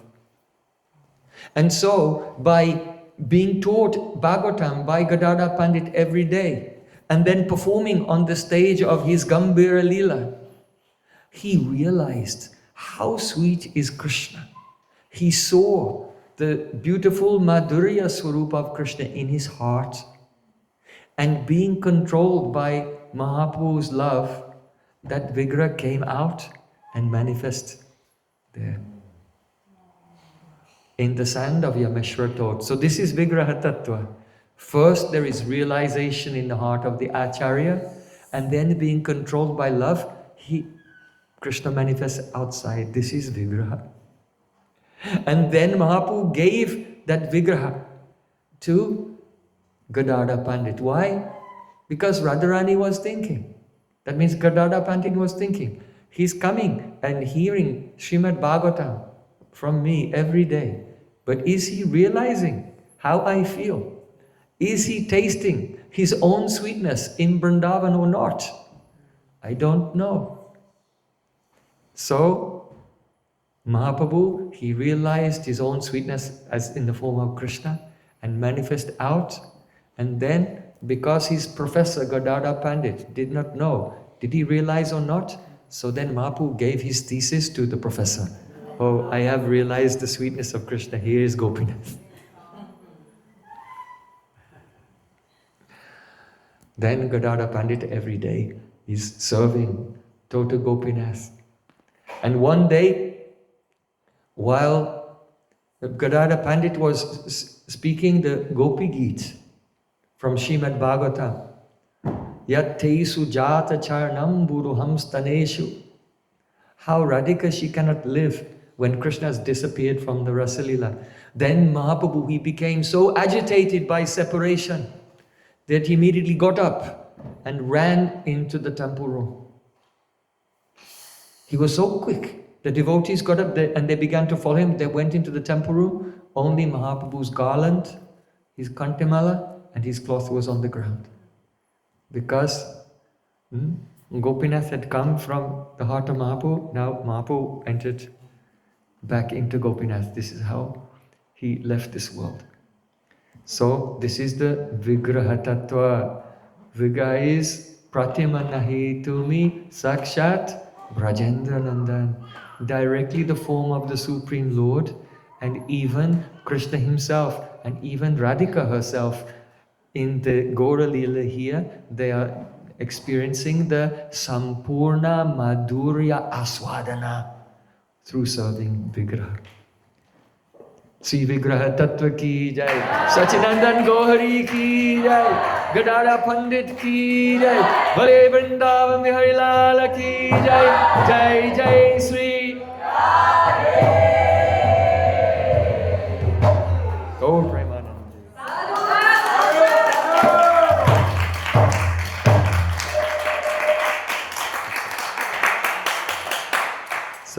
Now, Mahaprabhu, Radha Krishna are inviting everyone for Gora Arti. We'll sing Gora Arti and Radha Krishna Arti and some Mahamantra. Yes, please.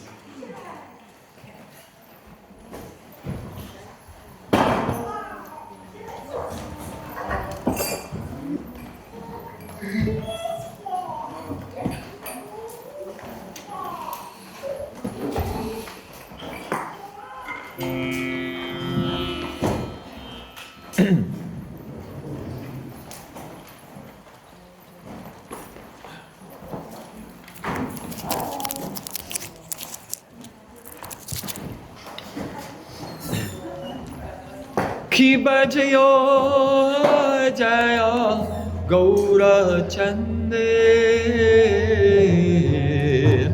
Aroti Shobha Ki bajayo jaya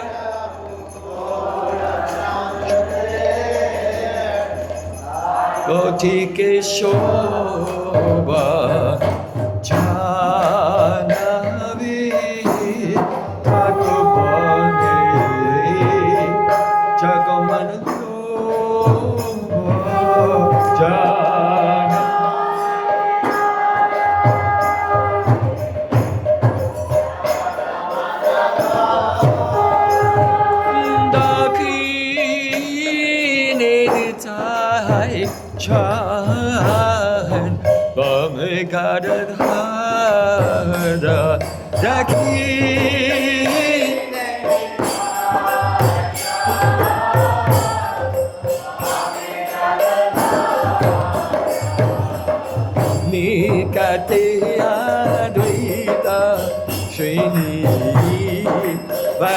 Tattva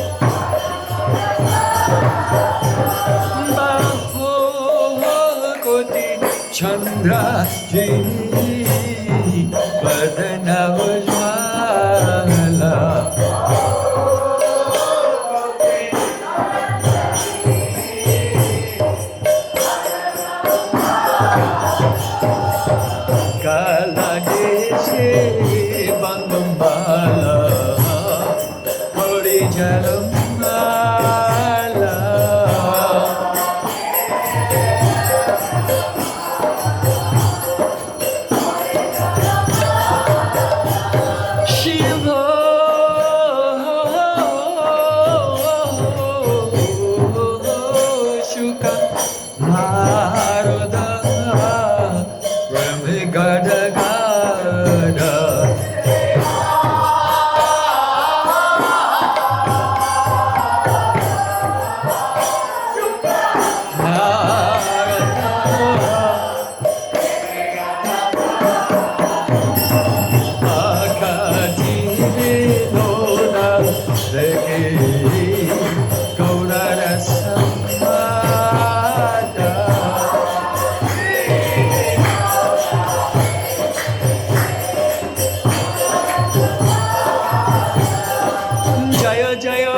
Krishna Yugala Mila Jaya Jaya Arati Karae Lalita Di Sakiga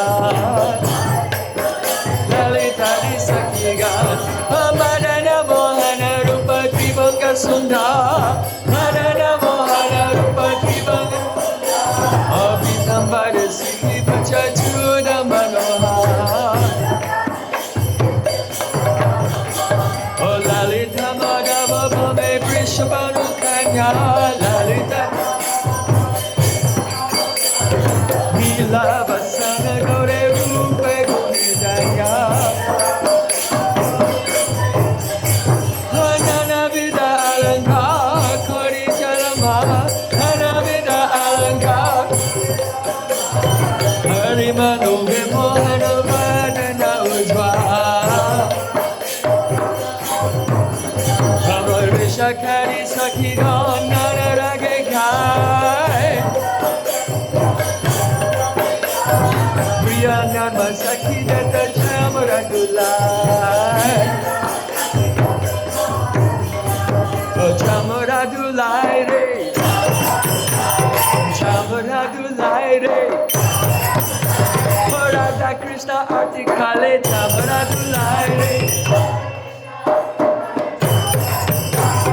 Chamara Dulai Re Chamara Dulai Re Radhe Radhe Radhe Bole Chamara Dulai Re Radhe Radhe Radhe Bole Chamara Dulai Re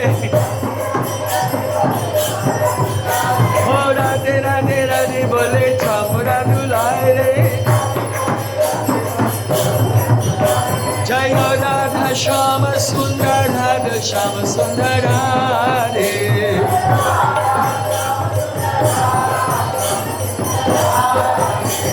Priya Narma Sakhi Jata Chamara Dulai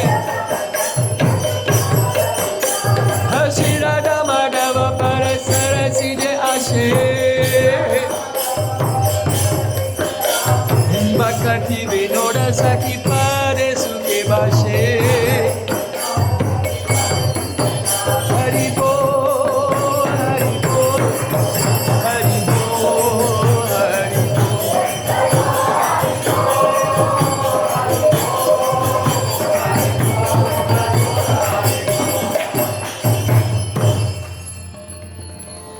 Jai Jai Radha Ramana Hari Bol Jai Jai Radha Ramana Hari Bol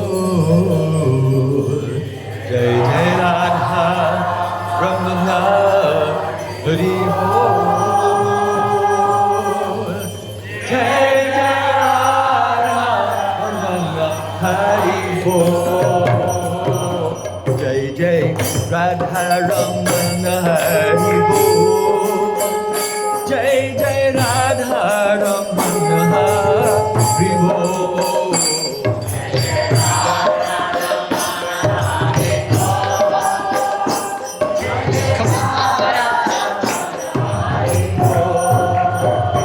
Jai Jai Radha Ramana Hari Bol Jai Jai Radha Ramana Hari Bol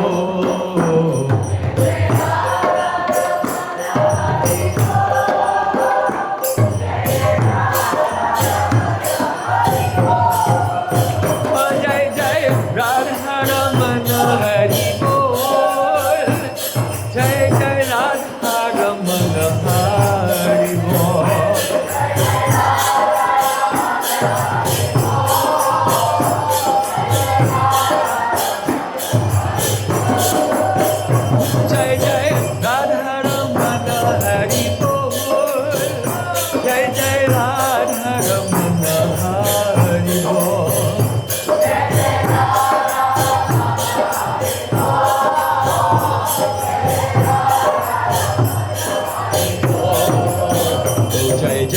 Radha. Oh Jai Jai Radha. Oh Jai Jai Radha Ramana Hari Bol. Jai Jai Radha Ramana Hari Bol.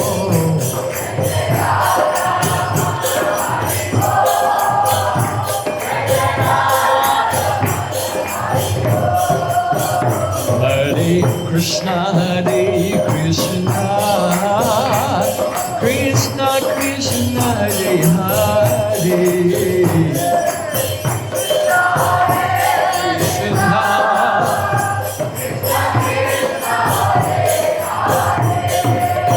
Oh Hare Rama, Hare Rama, Rama Rama, Hare Hare.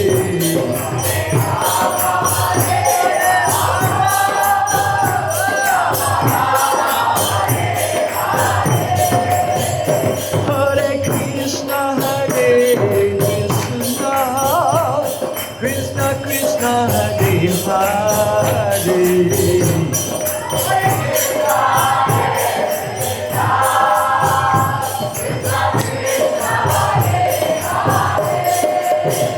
Hare Rama, Hare Rama, Rama Rama, Hare Hare.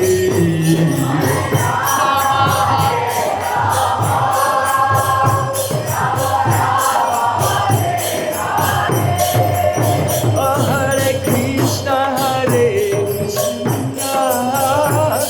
Krishna Krishna, Hare Hare.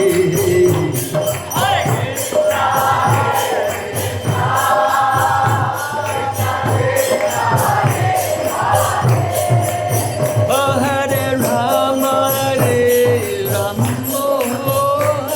Rama Rama, Hare Hare.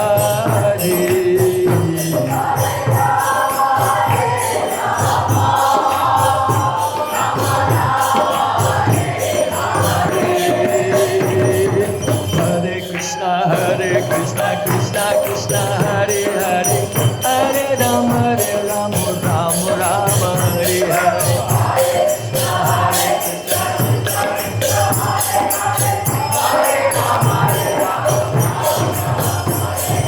Hare Krishna, Krishna Krishna, Hare Hare, Hare Rama, Rama Rama, Hare Hare.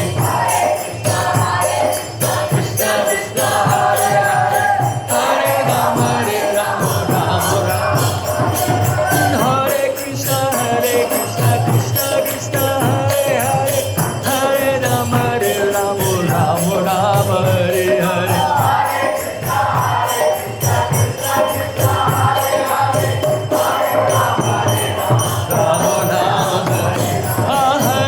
Krishna, Krishna Krishna, Hare Hare, Hare Rama, Rama Rama, Hare Hare. Hare Krishna,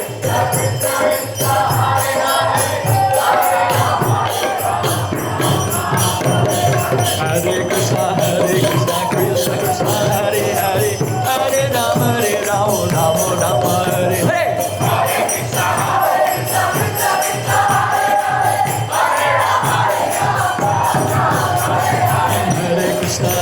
Krishna, Krishna Krishna, Hare Hare, Hare Rama, Rama Rama, Hare Hare. Hare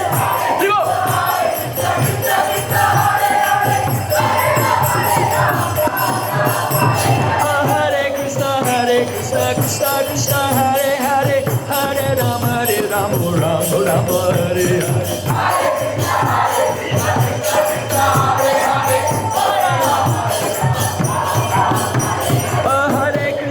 Hare Krishna, Krishna Krishna, Hare Hare, Hare Rama, Rama Rama, Hare Hare.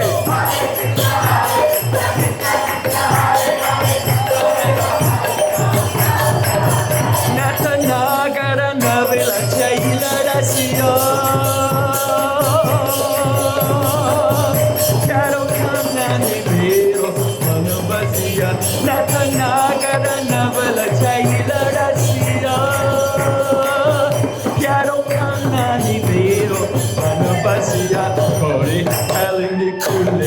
Lol. Jai Jai Radha Raman Hari Bol. Jai Jai Radha Raman Hari Bol. Jai Jai Radha Raman Hari Bol. Oh Jai Jai Radha Raman Hari Bol. Jai Jai Radha Raman Hari Bol. Jai Jai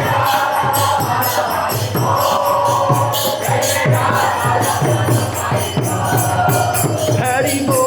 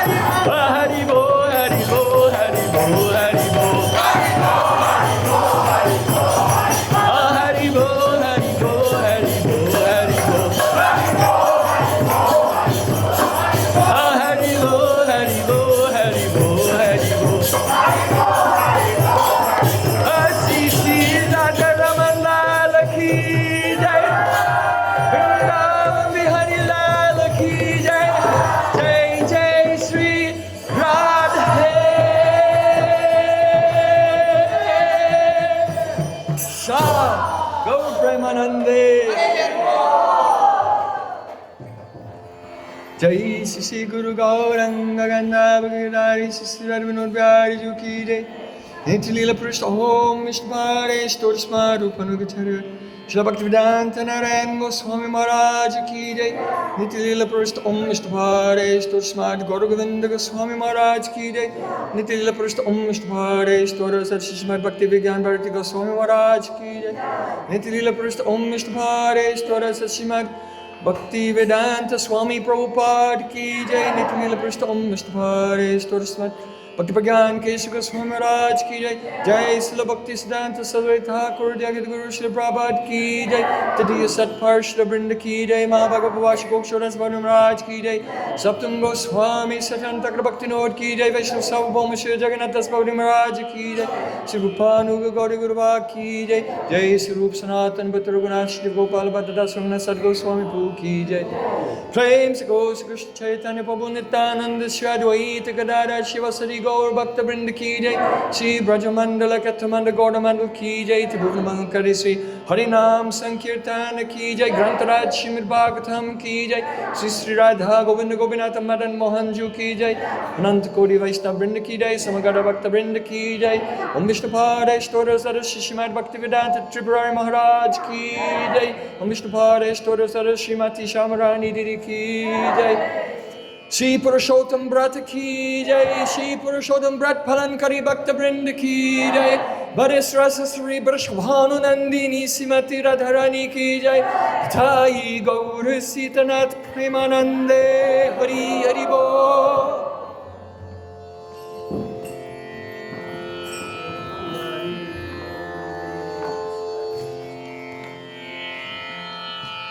Vrindayai Tulasi Devyai Priyai Keshava Sacha Krishna Bhakti Pradidevi Satvathai Namo Vanja Kalpatarubhyascha Kripa Sindhuba Evacha Putithanam Pavanebhyo Vaishnavebhyo Namo Namo Hare Krishna.